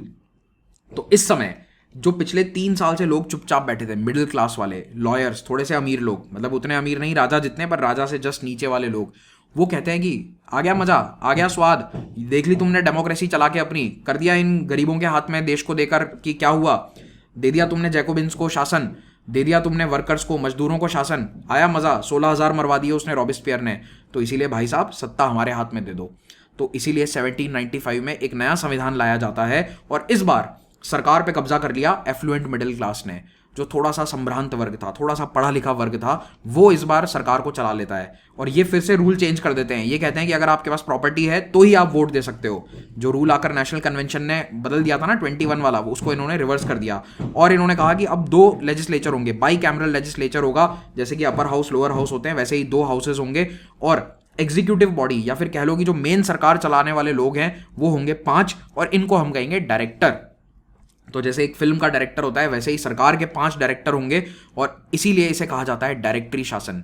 तो ये चौथी सरकार है फ्रेंच रेवोल्यूशन की और इस सरकार में पावर में कौन है ये याद रखना बहुत इंपॉर्टेंट है, एफ्लुएंट मिडिल क्लास, थोड़ा सा संभ्रांत वर्ग। अब जैकोबिन्स नहीं है पावर में, लोग त्रस्त आ गए जैकोबिन से कि ये तो बस एक दूसरे को मरवाते रहते हैं, तो जैकोबिन नहीं चाहिए हमें। तो फिर से चुनाव हुए थे 1795 में, नई सरकार बनती है, नया संविधान आता है और इस बार पावर में कौन आ जाते हैं, एफ्लुएंट मिडिल क्लास वाले। ये कहते हैं कि 5 डायरेक्टर होंगे ताकि कोई एक व्यक्ति की तानाशाही ना हो। तो ताकि एक व्यक्ति पावरफुल ना हो जाए तो 5 प्रधानमंत्री बना दो, 5 डायरेक्टर बना दो। तो ये एक तरह से 5 डायरेक्टर एक साथ मिलकर रूल करेंगे, इसीलिए इसे डायरेक्टरी रूल या डायरेक्टरी शासन कहा जाता है। अब ये समय 1795 वाला, यानी कि ये जो 95 से 99 का टाइम पीरियड है, दिस वाज रिलेटिवली स्टेबल। जो पिछले 5 साल की अराजकता थी, पिछले 5 साल में जो हिंसा, मारकाट, गियोटीन चला था, उससे थोड़ा सा निजात मिलता है लोगों को। लेकिन इस समय फ्रांस बाहरी ताकतों से लड़ाई लड़ रहा है, बाहरी ताकतों से जूझ रहा है और इस समय नेपोलियन लगातार लड़ाइयां जीत रहा है। नेपोलियन ने उस समय इटली और ऑस्ट्रिया में शानदार जीत दर्ज करी ड्यूरिंग दिस डायरेक्टरी रूल। तो डायरेक्टर्स, कुछ डायरेक्टर का नेपोलियन बहुत खास हो गया था। मतलब अब ये हो रहा है कि सरकार के जो डायरेक्टर हैं, जो टॉप लीडरशिप है, वो नेपोलियन से सीधा संवाद करती है, जबकि नेपोलियन आर्मी का जनरल नहीं था, अभी भी वो मेजर के पद पे ही था। फिर भी वो इतना पावरफुल और इतना पॉपुलर हो गया कि अखबारों में उसके किस्से छप रहे हैं कि भाई साहब ये एक नेपोलियन बोनापार्ट नाम का 28 साल का नौजवान मेजर, इसने ये लड़ाई जीत ली, ऑस्ट्रेलिट्स में जीत हासिल कर ली, उसने बहुत फेमस विक्ट्रीज जीती थी इटली और ऑस्ट्रिया की आर्मीज के खिलाफ और फर्स्ट कोएलिशन के युद्ध को इसने पूरी तरह समाप्त कर दिया। ओके, तो नेपोलियन इतना ताकतवर हो जाता है कि अब नेपोलियन की एम्बिशंस हैं सत्ता में आने के। अच्छा, इस बीच नेपोलियन को आर्मी का एक इंपॉर्टेंट पद पर बनाकर इजिप्ट भेजा जाता है। नेपोलियन को भेजा गया इजिप्ट और अल्टीमेटली फ्रांस वाले चाहते थे कि ये इंडिया भी चला जाए। इंडिया में कौन था उस समय, ब्रिटिश रूल कर रहे थे, टीपू सुल्तान की नेपोलियन से बातचीत हुई थी, तो इनवाइट भी किया था नेपोलियन बोनापार्ट को कि आप इंडिया आ जाओ। रास्ते में ये इजिप्ट में फंस गया और इजिप्ट में भी ब्रिटिश शासन था। वहाँ पर ये इंग्लैंड से लड़ते लड़ते काफ़ी परेशान हो गया और उसे डर था कि पीछे फ्रांस में सत्ता मेरे हाथ से ना निकल जाए या फिर मैं वहाँ पर मौका ना चूक जाऊँ। तो ये इजिप्ट से लौट कर वापस फ्रांस आ गया, इंडिया नहीं आया। He never came to India. Plan था उसका इंडिया आने का लेकिन आया नहीं। क्यों? क्योंकि उसको फ्रांस में अपनी सत्ता जमानी थी। तो ये एक मिलिट्री ऑफिसर था जिसके पॉलिटिकल एम्बिशंस थे और ये आकर डायरेक्टरी वाले शासन के थ्रू ये अपनी चलाने की कोशिश करता है। तो नेपोलियन बोनापार्ट 1799 में क्या करता है, आकर एक तख्ता पलट कर देता है। ही वॉज सो पावरफुल कि 1799 में ये डायरेक्टर्स को हटा देता है, जबकि डायरेक्टर्स का खास था ये। He was the most favourite person of the directors. वो आके उन्हीं डायरेक्टर्स को हटा देता है 30 साल की उम्र में। नेपोलियन ने at the age of 30, he was a senior military commander by now, ये आर्मी की मदद से इनको डायरेक्टर्स को हटा देता है। बहुत बेवकूफ़ बनाया। डायरेक्टर्स को बोला कि तुम्हारी सिक्योरिटी के लिए मैं सेना भेज रहा हूँ और वो सेना जो भेजी इसने अपने खास सैनिकों को भेजा था, उन्हीं लोगों ने जाके डायरेक्टर्स को अरेस्ट कर लिया और इन डायरेक्टर्स को हटाकर ये अपना शासन स्थापित कर लेता है और इसे कहता है कॉन्सुलेट। अब ये कॉन्सुलेट क्या है, 3 लोगों को, 5 पहले डायरेक्टर होते थे, अब उसकी बजाय 3 काउंसिल आ जाएंगे। तो नेपोलियन ने सत्ता सीधे अपने हाथ में नहीं ली, क्योंकि अगर ये सीधा अपने हाथ में ले लेता तो जनता इसके खिलाफ हो जाती, इसके खिलाफ प्रदर्शन होते। तो ये बड़ा स्मार्ट था। इसने कहा कि डायरेक्ट अपने हाथ में शासन मत लो, मैं क्या करता हूं, पीछे से मैं सब कुछ चलाऊंगा, लेकिन सामने मैं 3 लोगों को बिठा देता हूं, और इनको कहा 3 काउंसिल। तो इसने जनता को कहा, पेरिस की जनता को, कि देखो ये डायरेक्टर्स तो करप्ट हैं, ये लोग भी बहुत करप्शन कर रहे हैं, तो तुम्हें नई सरकार की जरूरत है। So we are in the last phase. ठीक है, तो ये काउंसिलेट को कई लोग कहते हैं कि फ्रेंच रेवोल्यूशन का पार्ट नहीं है, कई लोग कहते हैं कि उसका पार्ट है। तो अब एक और सरकार आ गई है, ये कौन सी सरकार है, चौथी या पांचवी, बताओ जरा कमेंट में, याद करो, चौथी सरकार है या पांचवी सरकार है। तो ये काउंसिलेट की सरकार चलती है 5 साल तक, 1799 से 1804, 4.5 साल कुछ चली थी। और इस सरकार में एक काउंसिल कौन था, नेपोलियन खुद। तो 3 काउंसिल का शासन था। नेपोलियन कहता है कि मैं फर्स्ट काउंसिल हूं, सेकंड काउंसिल, थर्ड काउंसिल। अब ये काउंसिल वाला जो सिस्टम है ये कोई नया नहीं है, ये रोमन एम्पायर में भी हुआ करता था। ठीक है, रोमन एम्पायर नहीं, सॉरी, रोमन रिपब्लिक में ये सिस्टम होता था। और अगर आप लोगों ने जूलियस सीजर पढ़ा है तो आपको पता होगा कि Julius Caesar was one of the councils. ठीक है, तो रोम में पहले ये व्यवस्था होती थी कि 2 लोगों को प्रधानमंत्री बना दो। ये काउंसिल कुछ नहीं है, एक तरह का प्रधानमंत्री है। तो पहले रोम में भी ये व्यवस्था थी कि 2 लोगों को प्रधानमंत्री बनाओ और हर साल चेंज करो। एक को बना दिया तो एक बहुत ताकतवर हो जाएगा, तो दोनों पे चेक्स एंड बैलेंसेस रहे, इसलिए 2 बनाए जाते थे। जूलियस सीजर उनमें से एक था।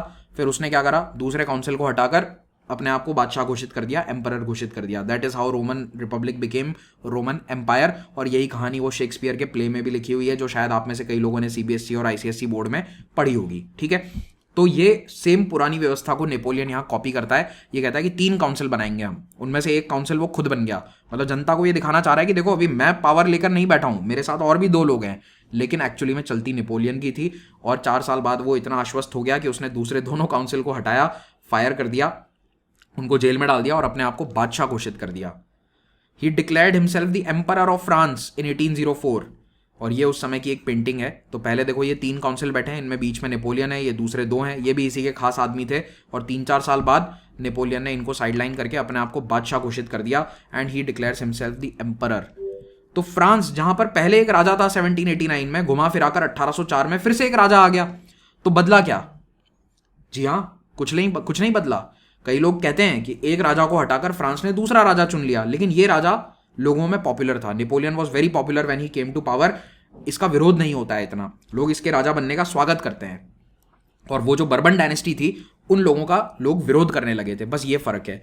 हालांकि फ्रांस के अंदर जो ये फ्रेंच रेवोल्यूशन में बदलाव आए थे, सरकार वगैरह बदली, सरकार की व्यवस्था बदली, वोटिंग आई, ये सब नेपोलियन ने जारी रखा। बस कहा कि टॉप पे मैं रहूंगा, राजा मैं हूं, नीचे वाली व्यवस्था पूरी चलने दो, जो भी फ्रेंच रेवोल्यूशन के अंदर बदलाव आए थे, लेट देम बी। ओके। और जब ये खत्म हो जाता है इसका शासन, 1815 में ये लड़ाई हार गया था, यूरोप की जितनी भी ताकतें हैं ये सब इसके खिलाफ आ जाती हैं। 1815 में वाटरलू की लड़ाई में ये हार जाता है। उसके बाद फ्रांस में फिर से वही पुरानी व्यवस्था आ जाती है कि एक राजा होगा, लेकिन वो जो मोनार्की है, by the way bourbon monarchy को ही रिस्टोर किया गया था 1815 के पास। बाद में ये जो इंग्लैंड के दूसरे राजा हैं या फिर यूरोप के दूसरे राजा हैं, इन्होंने बर्बन डायनेस्टी के एक बच्चे को पकड़ के लाए और कहा कि ये राजा बनेगा, नया राजा बनेगा, और उसको बिठा दिया गद्दी पे। लेकिन फ्रांस के अंदर अब इतना बदलाव आ चुका था, इतना सामाजिक पॉलिटिकल बदलाव आ गया कि कोई भी राजा अब निरंकुश तानाशाह नहीं बन सकता। डेमोक्रेसी जैसा सिस्टम आ गया, वोट होते गए, इलेक्शंस होते गए, और 1-2 और छोटी बड़ी क्रांतियां होती है फ्रांस में, जिससे फाइनली डेमोक्रेसी एस्टैब्लिश हो जाती है। तो कुल मिलाकर फ्रांसीसी क्रांति एक क्रांति है जिसने फ्रांस की व्यवस्था को, शासन व्यवस्था को हमेशा के लिए बदल दिया। दुनिया को भी एक बहुत बड़ा एग्जाम्पल दिया कि कैसे एक राजशाही से हटकर डेमोक्रेसी की तरफ जाया जा सकता है। लेकिन कई हिस्टोरियंस आज भी कहते हैं कि क्या इस रेवोल्यूशन ने बहुत कुछ बदला? भाई मोनार्की थी, उसकी जगह मिलिट्री डिक्टेटरशिप आ गई। नेपोलियन क्या था? मिलिट्री का आदमी था ना, तो उसने अपनी मिलिट्री तानाशाही शुरू कर दी। मोनार्की से मिलिट्री डिक्टेटरशिप आ गई, लेकिन उसने और भी कुछ बदलाव किए। जैसे उसने चर्च को फिर से रिस्टोर कर दिया। उसने कहा कि चर्च की इज्जत होनी चाहिए, चर्च को उसकी ज़मीनें दी गई, चर्च को उसके पावर्स वापस दिए गए। नोबिलिटी जो ग्रेट फियर में भाग गई थी, फ्रांस के जितने भी एरिस्टोक्रेट है जो भाग गए थे, उनको नेपोलियन ने बाइज्जत वापस बुलाया। बाय द वे नेपोलियन खुद भी एक छोटा मोटा एरिस्टोक्रेट ही था, मतलब ये बहुत बड़ा परिवार नहीं था, ये एरिस्टोक्रेसी में सबसे लोएस्ट लेवल से आया करता था, पर था एरिस्टोक्रेट। ठीक है, इसके भी पापा एक छोटे मोटे जमींदार थे, पर बड़े नहीं थे, मतलब बहुत ही गरीब टाइप जमींदार थे। ओके, तो इसको था कि मुझे बड़ा बनना है, कुछ बड़ा करना है, but he was also an aristocrat, he came from an aristocratic family. तो ये फ्रांस सारे नोबल्स को वापस बुला देता है बर्बन मोनार्की इसके जाने के बाद वापस रिस्टोर कर दी जाती है, एक नया लुई आ जाता है, लुई 17 को गद्दी पर बिठा दिया जाता है, हालांकि उसका शासन ज़्यादा समय नहीं चला। और महिलाओं और स्लेव्स की कंडीशन में कोई चेंज नहीं है। इनफैक्ट नेपोलियन ने स्लेवरी को फिर से रिस्टोर कर दिया था। फार्मर्स एंड वर्कर्स की कंडीशन में कोई चेंज नहीं आता है। तो इसकी लेगेसी क्या है फ्रेंच रेवोल्यूशन की? क्या ये एक्चुअली में सक्सेसफुल है? हाँ, क्योंकि इसने दुनिया को बताया कि राजा को हटाकर या राजा की शक्तियों को कम करके देश के अंदर जनता का शासन या जनता की विल के अनुसार शासन हो सकता है।